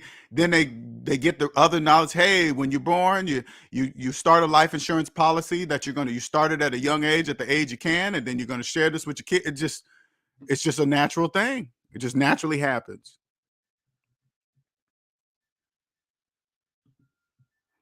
Big mistake debt slaves do wrong is paying off the wrong debt first. They don't look at interest rates, just smallest debt first. Just smallest debt first, though. That's how you do it. That's the psychological part. Don't try to do it by interest rate. You do it by smallest debt to the largest debt. You always start out with the smallest because there's a psychological piece. You have to start seeing, for a debt slave, you got to remember, they have to start seeing things disappear. So say like you have a $500 debt at let me see how I'm gonna say this. At 24, well, no. How am I saying this? Say like the $10,000 debt has a lower interest rate, but the smaller debt has a, well, now the bigger debt, because put it this way, if the $10,000 debt was the one that you need to pay off first, a debt slave is going to automatically think in their mind, this debt is going to take forever. That'll take so long. You know how much money I have to pull out each check, and then they're going to stop. But if they start with the smallest debt, they'll see it disappear. It's no longer listed. They no longer have to, because when you feel that you don't, when you see that you no longer have to make these monthly payments, you can feel it. Because a debt slave thinks, you guys think monthly payments are normal, everything. And you think it's normal to have multiple monthly payments. But that's not true. All of that is a choice. When you come to the positive side, you maybe have one or two, maybe, of monthly payments. Now, you'll have the natural ones, which are the electricity or the water. You can't really do nothing about that. I'm not talking about those kind. I'm talking about things outside of utilities. If you have rent, that's a monthly expense. That's not debt. So when you hear people comparing rent and mortgage, I want you guys to understand the difference. Rent is an expense. Mortgage is debt. There is no comparison. So when you hear debt slaves compare the two, there is no comparison to compare rent versus mortgage. There is no comparison. But when you hear those people that do, that means they don't know.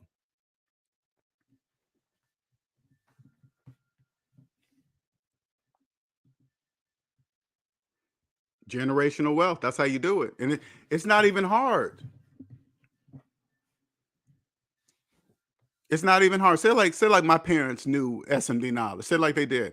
I'm sure as soon as I was of age, I would get an insurance policy at a young age of millions of dollars or how much I could do, right? So by the time I die, this money will be passed to my children. So I make my own money throughout my life. You're only, and just think, when you have this knowledge, I want people to really understand something, okay? When you have this knowledge, you're not going to get in a relationship or marry somebody that doesn't have this knowledge. You're not going to marry somebody that's in debt. You're not going to marry somebody that believes car payments are normal, that believes student loan payment, keeping student loan payment debt your whole entire life is normal. You won't marry anybody. You won't procreate. You won't have children because you'll be tying yourself to the system. when you hear people like, especially in men's groups, when you hear men like, oh man, the system is unfair, they treat men different than women and this and that, you don't have to be there. That's a choice. You don't have to. There's two options. You can protect yourself while having sex, or you could just you can always protect yourself to choose not to be there. If you decide to have unprotected sex with a person and she gets pregnant and you chose to be there. What do you mean? You chose to be part of the system because you didn't care. Court systems are for people that don't care, don't give a fuck. They just do it, whatever they want to do. So you have to pay.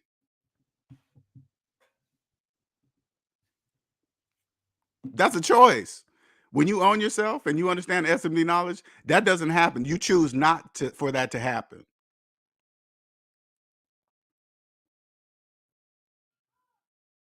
You become fully aware that, hey, wait, there's a disease out there that can kill you with sex. You never forget that.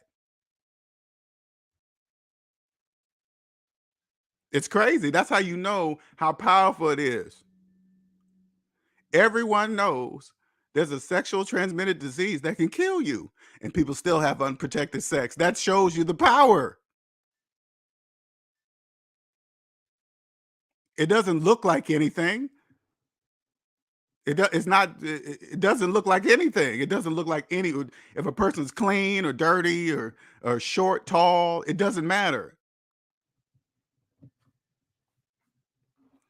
Those things are in the forefront of your mind when you own yourself and you don't care what everybody thinks about it. You don't care what people are doing. Hey, you're a guy. You're supposed to be a player. You're supposed to have sex with all these women. Says who? Who are you talking about? Who said that?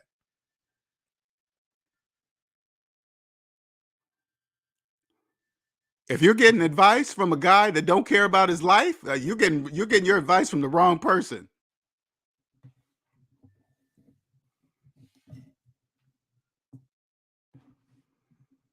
From the wrong person. Those things are the forefront of your brain. People just they don't really even look at it like this. They're like, you have kids. It's like, damn, and you still don't care? God damn.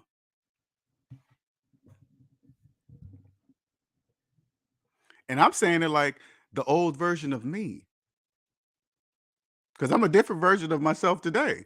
And then I look back at an older version of me, I'm like, damn, I was crazy doing that stuff. Absolutely crazy.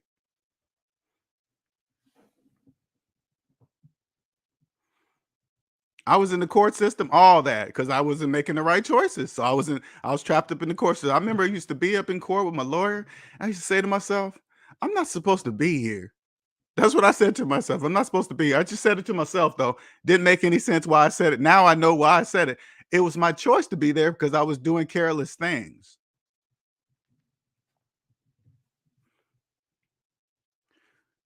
Thinking thinking those are the rules society. Hey, guys are supposed to do this and girls are not, and that's a mistake to think that. Mistake.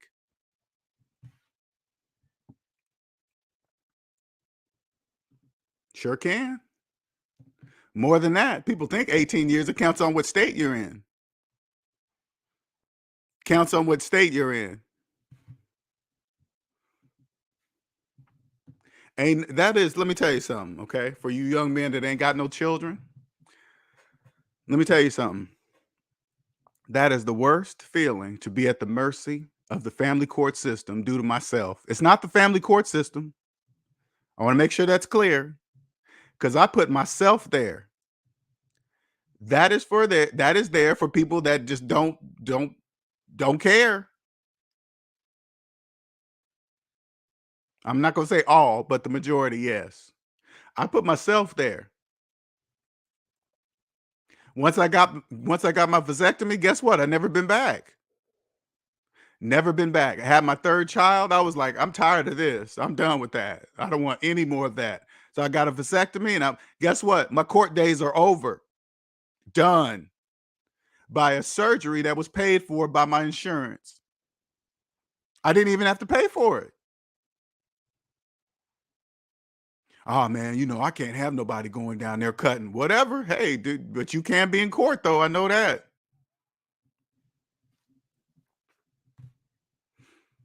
I was never the one, to not pay my child support. I just saw what happened to my friends that didn't. I said, I don't want that to happen to me. So I'm gonna be always up on my car payments. I'll show up on court dates. I'll be there. I'm not gonna let things default on me. Nothing like that. Hey, listen. You know what's so crazy though, Nick? You talking about the court appearances? They sort of did. They when you're in there, you just got to be quiet. And while the judge talks to the lawyer, and you're just standing there paying, that's just the worst feeling. Like it's almost like you're not even there because you can't say nothing. And when I remember, this is messed up. I remember one time I was waiting for my turn to be seen by the judge, right? So you sit in the back in the chairs, the benches, or whatever, right? You waiting for your turn, so you get to hear everybody's cases before you, right? So you got these guys coming up. Oh man, Your Honor, I couldn't pay $100 a month. I couldn't pay $25 a week because of this and that. I mean, excuses after excuses after excuses. So I get up there because she used to always find out when I got new jobs because the state where I live, they used to always announce it to the other party, which is just fucked up. But anyway, uh, I get up there and the judge drops the hammer and saying I have to pay $1,100 a month for one child. The people behind me, they were like, oh, they all gasped. And when I turned around to walk out, they all looked at me like I was some kind of like, how much money do you make? God damn, you pay $1,100 a month for one child? And I turned around, I was kind of like, oh my God, because everybody get to hear your business sitting in the back because they're waiting on their turn. So they hear all the talk, how much you make, and this and that. It's just, that's where you need to take your kids. If you're a young parent and your kids are reaching that teenager stage, this is what you should do. If you still have control over them, this is what I strongly suggest you do. Take them, if your state allows it, take them to a family court hearing or something, and just make them sit in the back for like an hour, just like 2 hours, and then let them know if you have unprotected sex and you have a child by another person and it doesn't work out, this is where you're going to be for the next 20 years of your life. Paying lawyers, arguing over, I mean, when you go through this family court bullshit, right? They make you fill out all this stuff on this paper. She did this, she did that. You think the courts pay attention to any of that shit? I couldn't even imagine being a judge reading through documents and documents of jibber jabber. Oh, he did this. He wasn't supposed to do that. He came late, and it's like little children. They just want to see the financial numbers because they get paid to collect. It's not free to collect child support. That costs money. That's not free. You have to pay for that. Oh my God. Then the lawyers charge you by the minute and the hour to talk to them on the phone and this and oh man.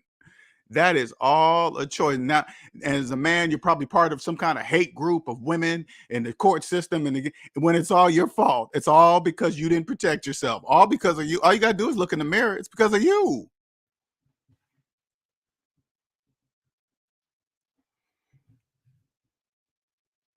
I remember my wife. She was with my youngest son. She was like, "Hey, Linnell, if I get pregnant again, I'm keeping it." I said, "Thank you for telling me." And I went straight to the doctor and got a vasectomy. Sure did immediately. I like, what you mean? We got enough kids. No, no. Just having kids to be having kids.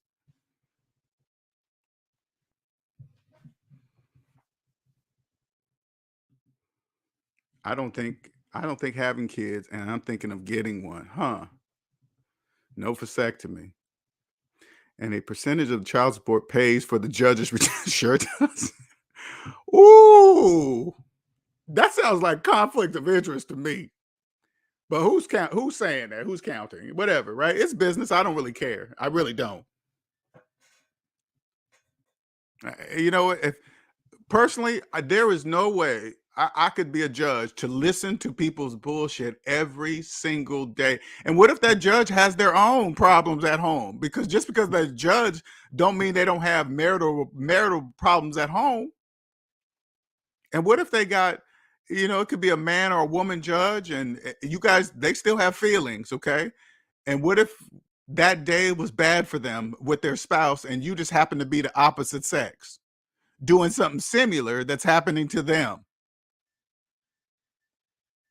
You see what I'm saying? Hey, man, I couldn't do their job to listen to all that bullshit every day. Oh, he wasn't there. He was supposed to be at this point and didn't show up. He was supposed to be there at 5:30. He got there at 5:45 and 6. Oh my God. Oh, I give him the clothes and he or she doesn't send the clothes back, and this and that. And there, I'm telling you, you young people, you do not want to go through that. Find yourself first, own yourself first, and that won't happen to you because you'll never date a debt slave.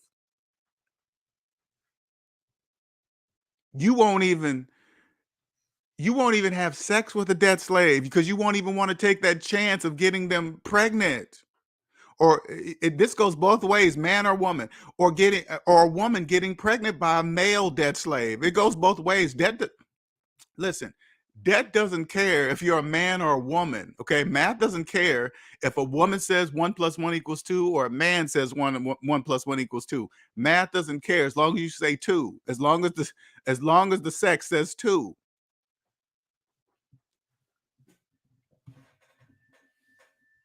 True. Some are in so deep, no way of getting. That is true, and that's how it's supposed to be. The majority must remain in debt.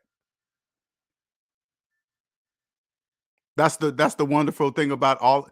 It's capitalism is psychological, and it's positive and negative, and you get to choose. You either believe the calculator or you don't. You don't believe the calculator, you're on the negative side. If you believe it, you're on the positive side. Period. That's it. Nick was asking, do they put you to sleep when having? I'm sorry. Okay, I did that. I thought he was talking about it being in the court day. No, I was awake. No, I was awake. Yeah, they just numb you. It's not that bad. It's not that bad. The thought of it is more painful than the actual feeling of it, right? You don't feel it. You just got to make sure when you're done, you got to wear some supportive underwear for about a week or two. Okay, you can't just let them hang. Okay, you can't do that. But you got to wear some supportive underwear.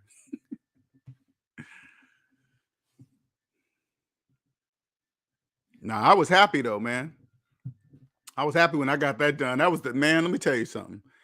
That was the best gift I could have ever given myself, getting a vasectomy after having 3 children. That was the best gift I could have ever given myself, because I probably would have had more kids. I probably would have had more kids. Because when you don't own yourself and you get out there and you date, and then you fall in love and you get feelings, you're not. I mean, I can only speak for myself. I didn't know myself back then. I was a debt slave dating other debt slaves. You don't know you're a debt slave dating other debt slaves because if you think car payments and mortgage payments are normal, and finance and phones is normal, that means you're dating somebody that also thinks the same thing. That's 2 debt slaves dating each other. So you guys' perspective of the economy is the negative perspective, but you guys don't know it is. When you understand that, when you understand this, you won't date people that are on the negative side of the economy, because it would never work out. People get, like, with some debt slaves, they can't go on vacation until they get a new credit card. Debt slaves will apply for a credit card to go on vacation.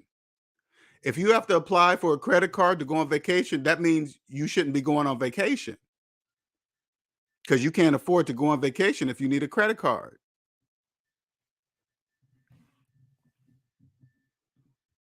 And that's true, Nick. If you're truly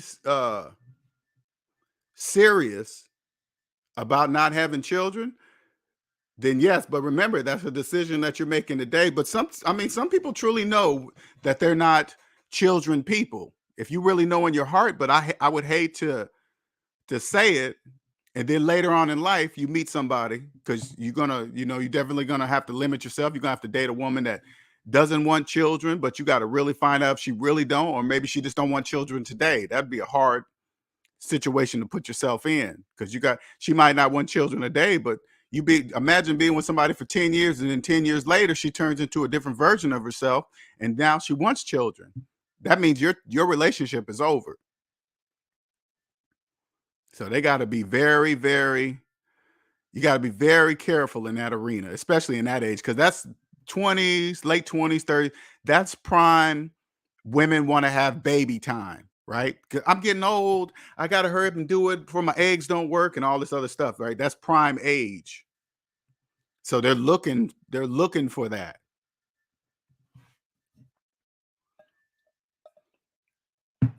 You're right. 10 years wasted when you knew from the beginning. Because I promise you, I'm 53 now. You go through, if you're truly evolving, you will go through different versions of yourself. Okay? You will go through, you think you know who you are today. Put it this way. If you're in debt right now today, if you're in debt, you don't even know how much debt you're in. You don't really care. I promise you, this is a version of yourself that you do not want to remain. This is a version of yourself. This is a version. Once you come to the positive, if you choose to come to the positive side of the economy, and then you'll look back at that version of yourself and can't believe that you were that version of yourself and that you made it out of that version of yourself. And you're never going to go back to that version of yourself. So, and you will go through several, like me, I went through several versions of myself. How I know? Because when I start to see the last one closer and closer, I know I'm getting closer to the version I'm supposed to be, or coming to, or whatever. That's just me speaking out loud. I don't know if that's ever whatever, right? But if I can see the last version of myself sooner, like, man, I'm a different person. Say like uh 2023, which this is a fact, I was a different version of myself in 2022. I know that for a fact. This goes personally, business, everything. I was a totally different, and I can see that. I know that. So that's how I know I'm getting closer and closer to whatever is supposed to be. Put it this way, having this gift, knowing that capitalism is psychological and it's positive and negative, that means everything I went through life was supposed to happen exactly the way it happened. But throughout, even the mistakes and everything I was making, I always had a choice: choose to keep doing it or choose to stop doing it. Because I don't want you guys thinking, especially just because I have no criminal record, didn't mean I didn't do things I wasn't supposed to be doing when I was a young, unconscious youth. Just during those times, there was always something inside of me that said, hey, you shouldn't be doing this. You already know you're not supposed to be doing it. Let's stop doing it. And then I would choose to stop doing it.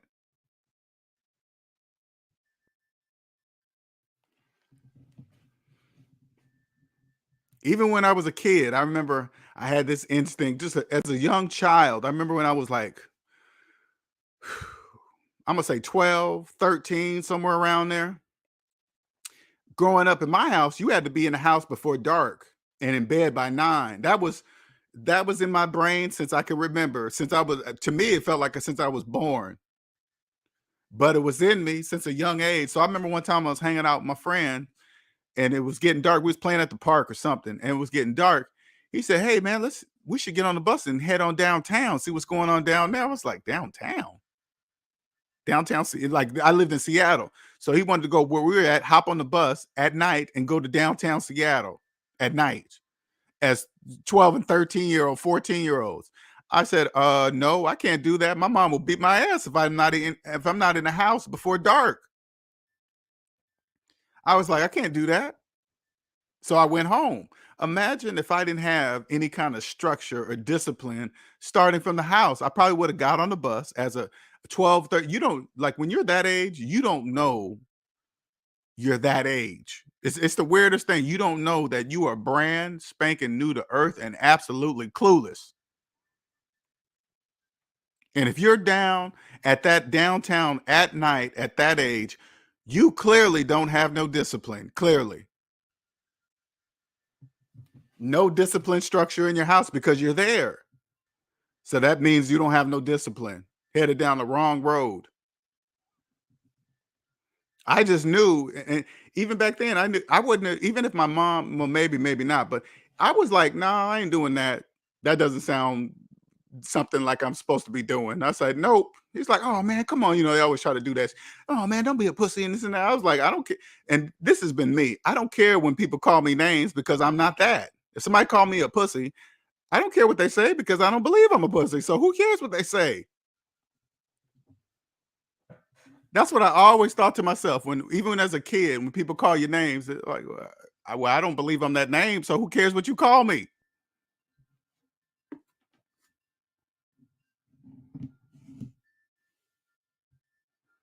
Yeah, but it's very expensive too. They can be reversed, but it is very expensive.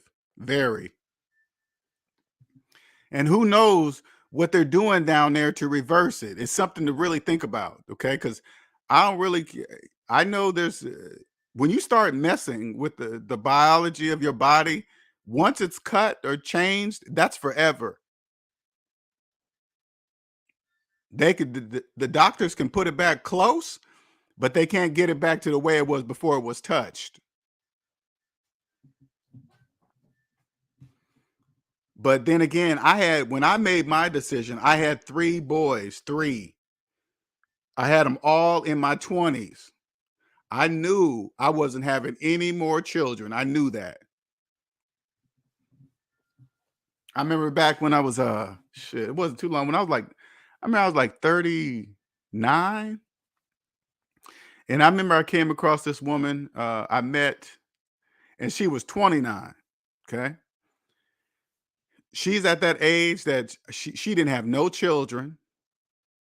She was just at that age, I could tell that's what she wanted. She was like, "Linnell, have you ever thought about having a reverse?" So I was like, "Nope, not gonna. You need to go find the man that is gonna give you what you want because I'm not gonna give it to you." I was just straight up honest with her. She was like, "Things are so good with us and this and that." No, no, that's for you. That I'd be shooting myself in the foot trying to have a relationship with a woman that clearly wants to have children. I'm not doing that to myself. I was like, "No." Today she's with a man and they have 2 beautiful children. I'm happy for her. Totally happy for her. She's got what she wants. She's married and she has 2 beautiful children with him. Congratulations. Just not with me. It was crazy. Start over? No, I ain't doing none of that. No.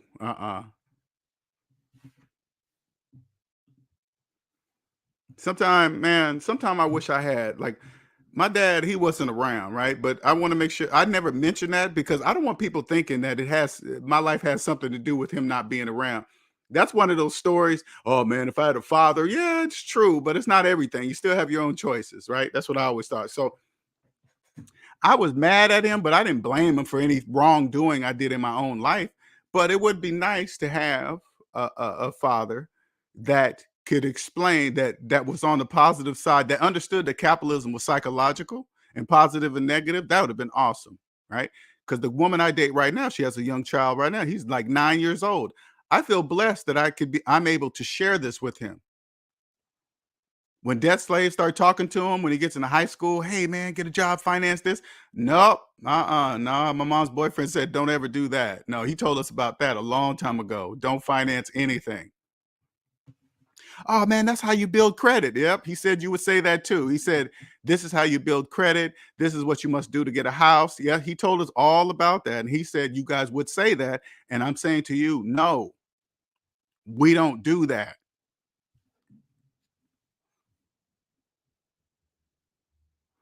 That's true. They want kids. And that's just what it is.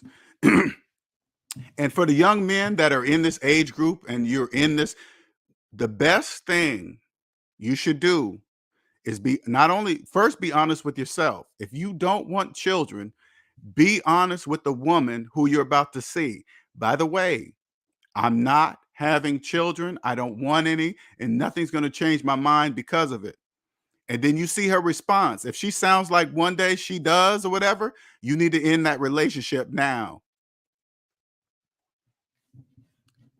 She will respect, she might be mad, but she'll respect you later. I promise you. She'll respect you later.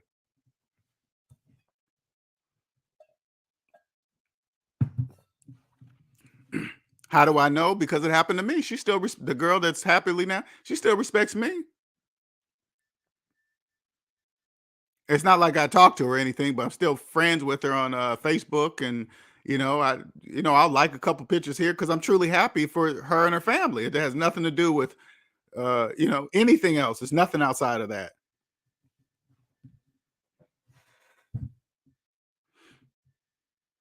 Sometimes you can't blame the man if a kid pops out. My ex-wife got me with a kid I didn't want. She was on birth control and always wore a condom. She was on birth control and always wore a condom. She poked holes in my condoms and got pregnant. Uh, Put it this way, anonymous.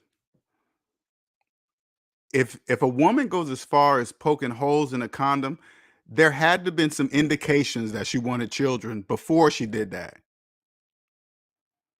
It had to been. And if you think about it, that shit right there is extreme. That's like extreme. Poking holes in a man's condom is extreme.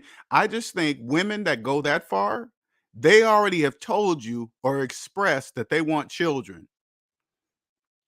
Maybe you're just putting it off. Like, oh, we're talking, there's a lot of men that say, okay, this not right now. We'll talk about it later. No, you got to tell them straight up, I'm not having children.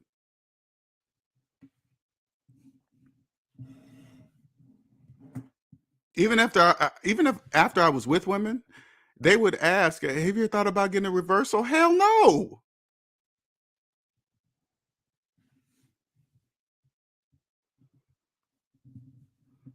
You got to be honest with yourself. You don't, it's not, listen, guys, especially young guys, man, stop thinking that you have to, oh, don't trust no female. Don't, it has nothing to do with the female. You have to trust yourself. If I was in my 30s today with this SMD knowledge, I would be 100% say like I was a guy that didn't want children. First of all, I would know that I didn't want them because that's a feeling inside. If you don't want children, the society will make you feel bad because you don't want children. Who cares what they think? I would make sure every woman I dated or saw it wouldn't even get as far as dating. Because you always, when you first talk to a person, you guys are talking to get to know each other. I would just lay that stuff out in the beginning of the conversation. Yeah, I got a vasectomy because I don't want any children. That's exactly what I would say. Let the woman hear that. And then she'll let you know right after hearing that. Oh, well, one day I want to have children. Well, it was nice knowing you. Okay, we can be friends. It's not, I mean, you can still be friends with people or with women, but just make sure it's that. Save yourself problems down the line. Infidelity, because put it like this: if a woman's with a guy that doesn't want to have children and she does want to have children, she's going to find a man that also wants to have children.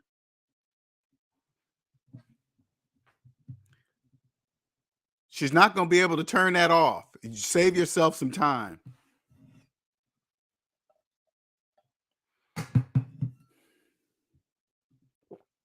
I did ask her before the relationship. We both agreed no kids. There was no hints on her wanting one. Got blinds, and that's possible. I'm not saying that 100%. I'm definitely not saying that. And that's a horrible situation. That is a horrible. But what will save you, and what, put it this way, what will cut down on your chances of that happening to you is never. Now this is after the fact, okay? And this is something I had to learn. Never date a debt slave. Never date a person in debt. that will cut down 99% of this 99% of this chances of happening to you. Because if you get with a person that also owns themselves, knows they're not in debt, they know better to not have a child while deep in debt. Can you imagine? Imagine having a child while deep in debt. Imagine that. You know how far that deep that will take you? People do it every day. Have a child, have no money, be in debt. Making car payments and then have a kid. A person that owns themselves, they will know not to ever do that, ever. And then when you own yourself, imagine two people that own themselves, know that capitalism is psychological. You guys will build before even having a child. You guys both have jobs or create a business, pay off the house, have plenty of money for this and that and blah, blah, blah. And then when you guys decide to have a kid, you guys could take a year off of work, each other together. You guys both could take a year off of work. Especially if you work for yourself, you could take a year off and bond together with your brand new child. One doesn't have to be at work for 50 hours a week while the mom stays home and does this and never gets to see, because that's how it works. A woman is a woman is a human being too, a grown up. If you're a man always at work and she's at home always with the children, you're at work interacting with other adults. All she's doing is interacting with children and kitty books and kitty videos. Of course, something's going to change. She's going to want to interact with other adults too. And most likely it's going to be male adults.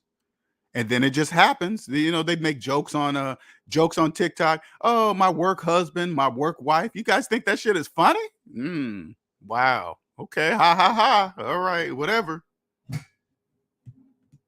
Happens all the time. But people that make videos and say, I got a work woman, a work wife, a work husband. The reason why they're saying that, because they're always at work. They don't realize the reason why they're both creating why they're doing both infidelity, because they're always at work. That's why they have a relationship.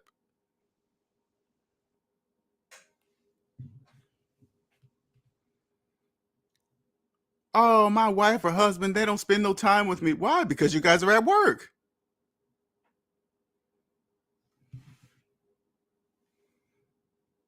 I heard that. I can only imagine, Omanike, especially for a woman that makes up her mind and says, I don't want to have children. They always try to make a woman just feel so just bad if you choose to not have oh God, how can you be so selfish? I'm not having children because I want to be selfish. When you have no children, listen people, when you have no children, you can be selfish. You can. I had children way too young. I had them in my 20s. There is no way if I had this knowledge, there's no way I would have had children in my 20s. But I remember I knew once I had the kids, I had a responsibility. I created these guys. Because what you don't know is this, especially when you're young. When you start to have children, now you're locked. If you want to be in your children's lives, now you're locked to be in the same state as the child's mother if you want to be in their lives correctly.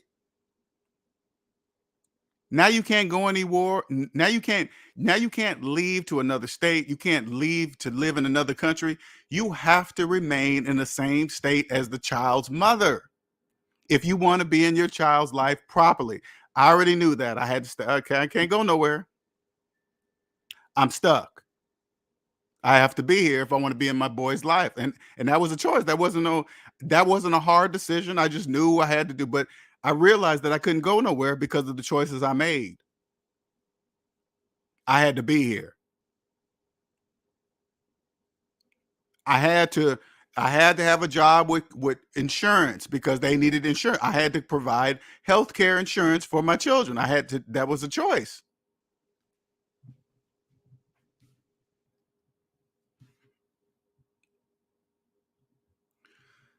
Renting from the bank is better than having a landlord, in my opinion. You know why you're saying that, Sherigan? Because you don't look at the bank as your landlord. That's why you're saying that. You don't believe the bank is your landlord.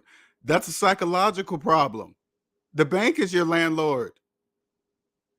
Like when I'm renting, I pay rent to the who owns the places where I live. Call them landlord, call them owner, whatever you want to call them. I pay it because I don't own it. When you have a mortgage, you make mortgage payments to the bank, who is your landlord, who owns the house. Homeowners don't make payments. That's why they're homeowners.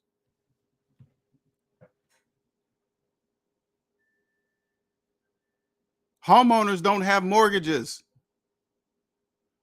That's why they're homeowners. True homeowners know that. The bank has nothing to do with being a homeowner. Nothing.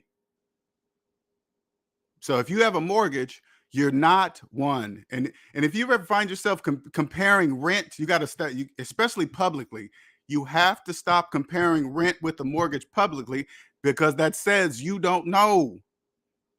Rent is an expense. Mortgage is debt.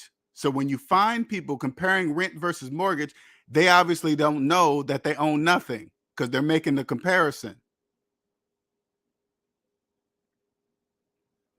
When you say renting is from the bank is better than having a mortgage, if that's what you believe, I guess if that's how you feel, but it changes nothing. According to mathematics, it changes nothing. The calculator stays the same, negative.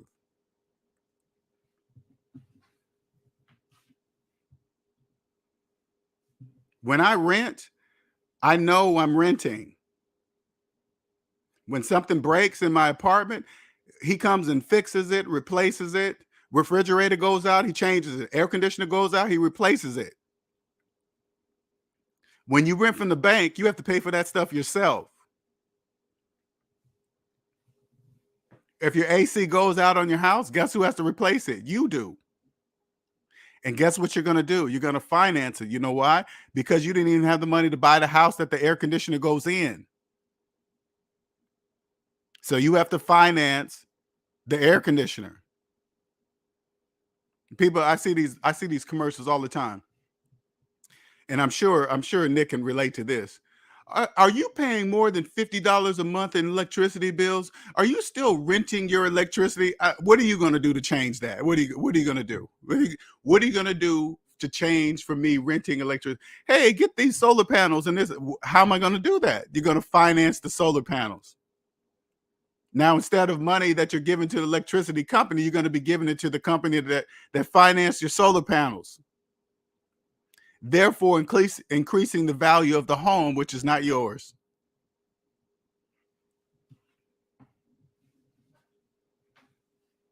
Absolutely bananas, man. It is beautiful at the same time. Beautiful. When I go on channels and I hear people say that, oh, at least you're dumb. You rent, and what happens when you leave rent? You own nothing. And people with mortgages really believe they are leaving with something. They believe that at least I get in the difference in this and that, and you're not getting a difference in nothing. What are you talking about? You didn't even have the money to buy it.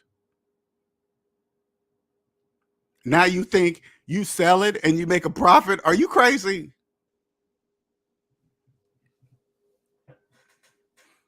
Anybody that tells you that they made a profit on the house after they sell it, you say, I need you to show me on paper. Show me. Don't just tell me. I need you to show me.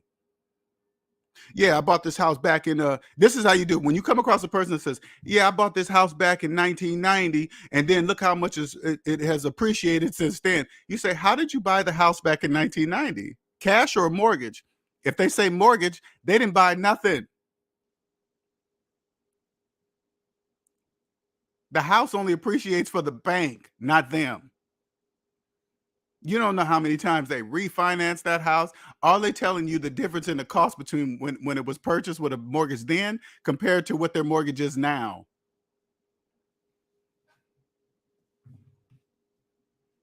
Sure do.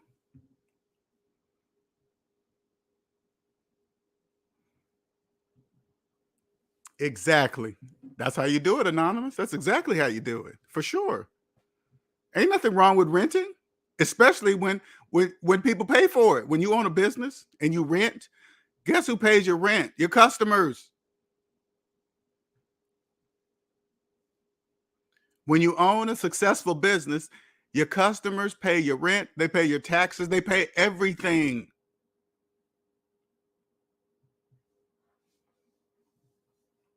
That's called business. I love renting too. It doesn't bother me at all. Doesn't bother me a bit. It takes one day to buy a house, not 30 years. You pay two homes over that. They sure do. They don't. Now it's 40 years. Now they're going 40 years. Called my bank and it was classical music on hold. Called my bank and it was classic.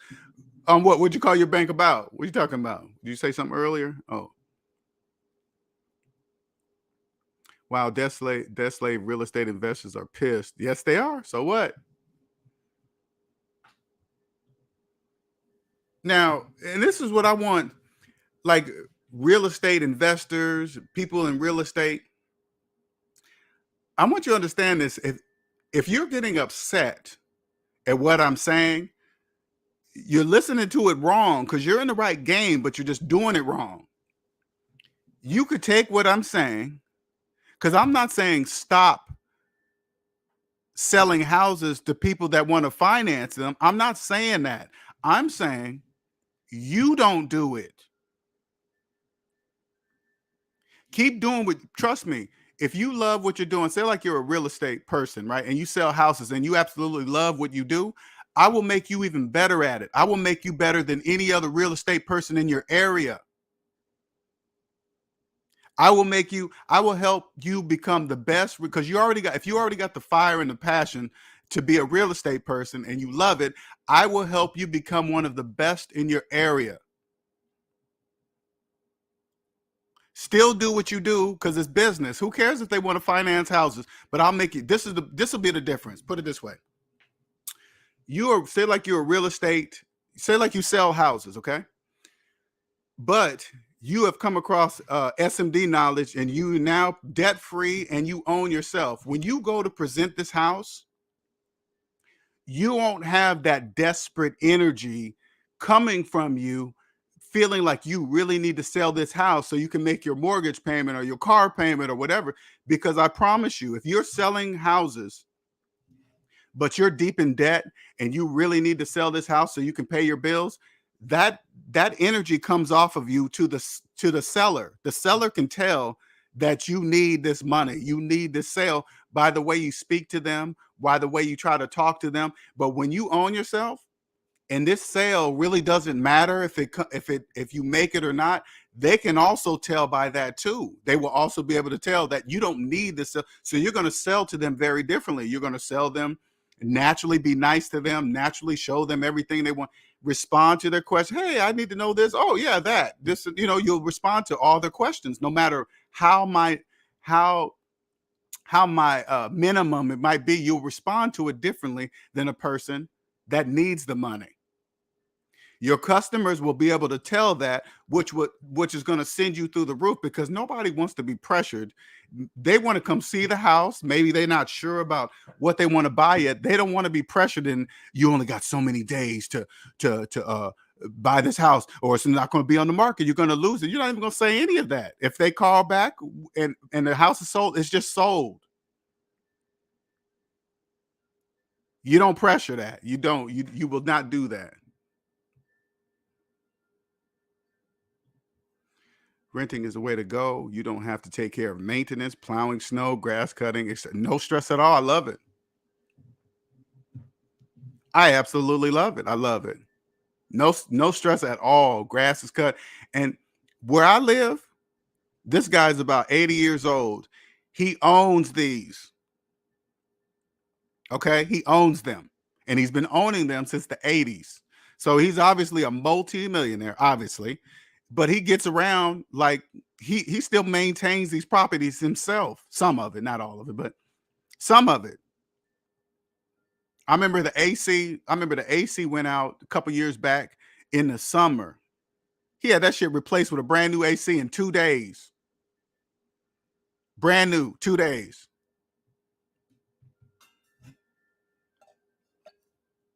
And this is the outside AC, the AC that sits outside on the ground.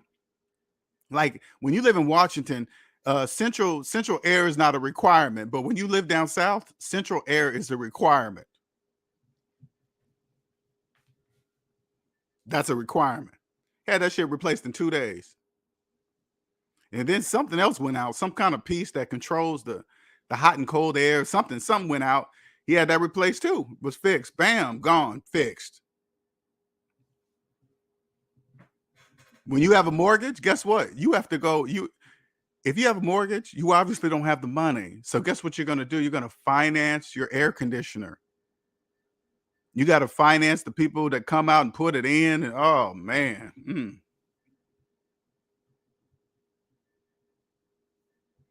All right. Any questions? My voice is getting tired. Any questions before I leave?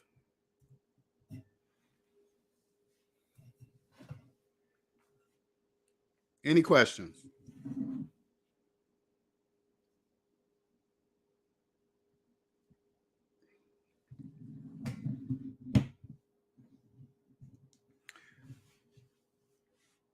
I have no problem helping people. It doesn't bother me at all because I know it's a gift. If you want, and when I say help, it's like I almost don't even like put it this way. I have, this is the part I love. I have a few clients that I speak to on a monthly basis, monthly basis. But we talk about things on the positive side of the economy since they're brand new. And it goes from young age to an older age. Because it doesn't, when you own yourself, time like that, a person's age really no longer matters if they understand this knowledge.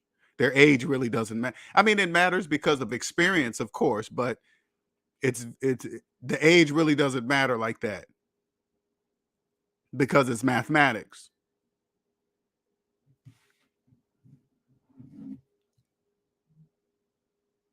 But if not, I will be on my way. Checking on this. Oh, here. Okay, that's what I forgot. Let me put up my Cash App because people forget. And thank you everybody that sent the Cash App on the last video. I appreciate that. Unfortunately, I mean, I can only respond with an emoji or something like that. I can't really give no words, but I appreciate that. Thank you very much. Thank you. And those of you guys who are listening, my Cash App is Savings, plural, minus debt. Savings, SAVINGS, minus debt. Okay?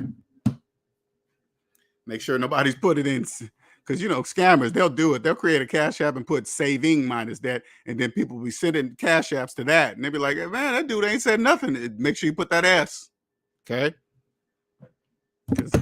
Whoops, excuse me. Because scammers be doing anything, man. Be careful.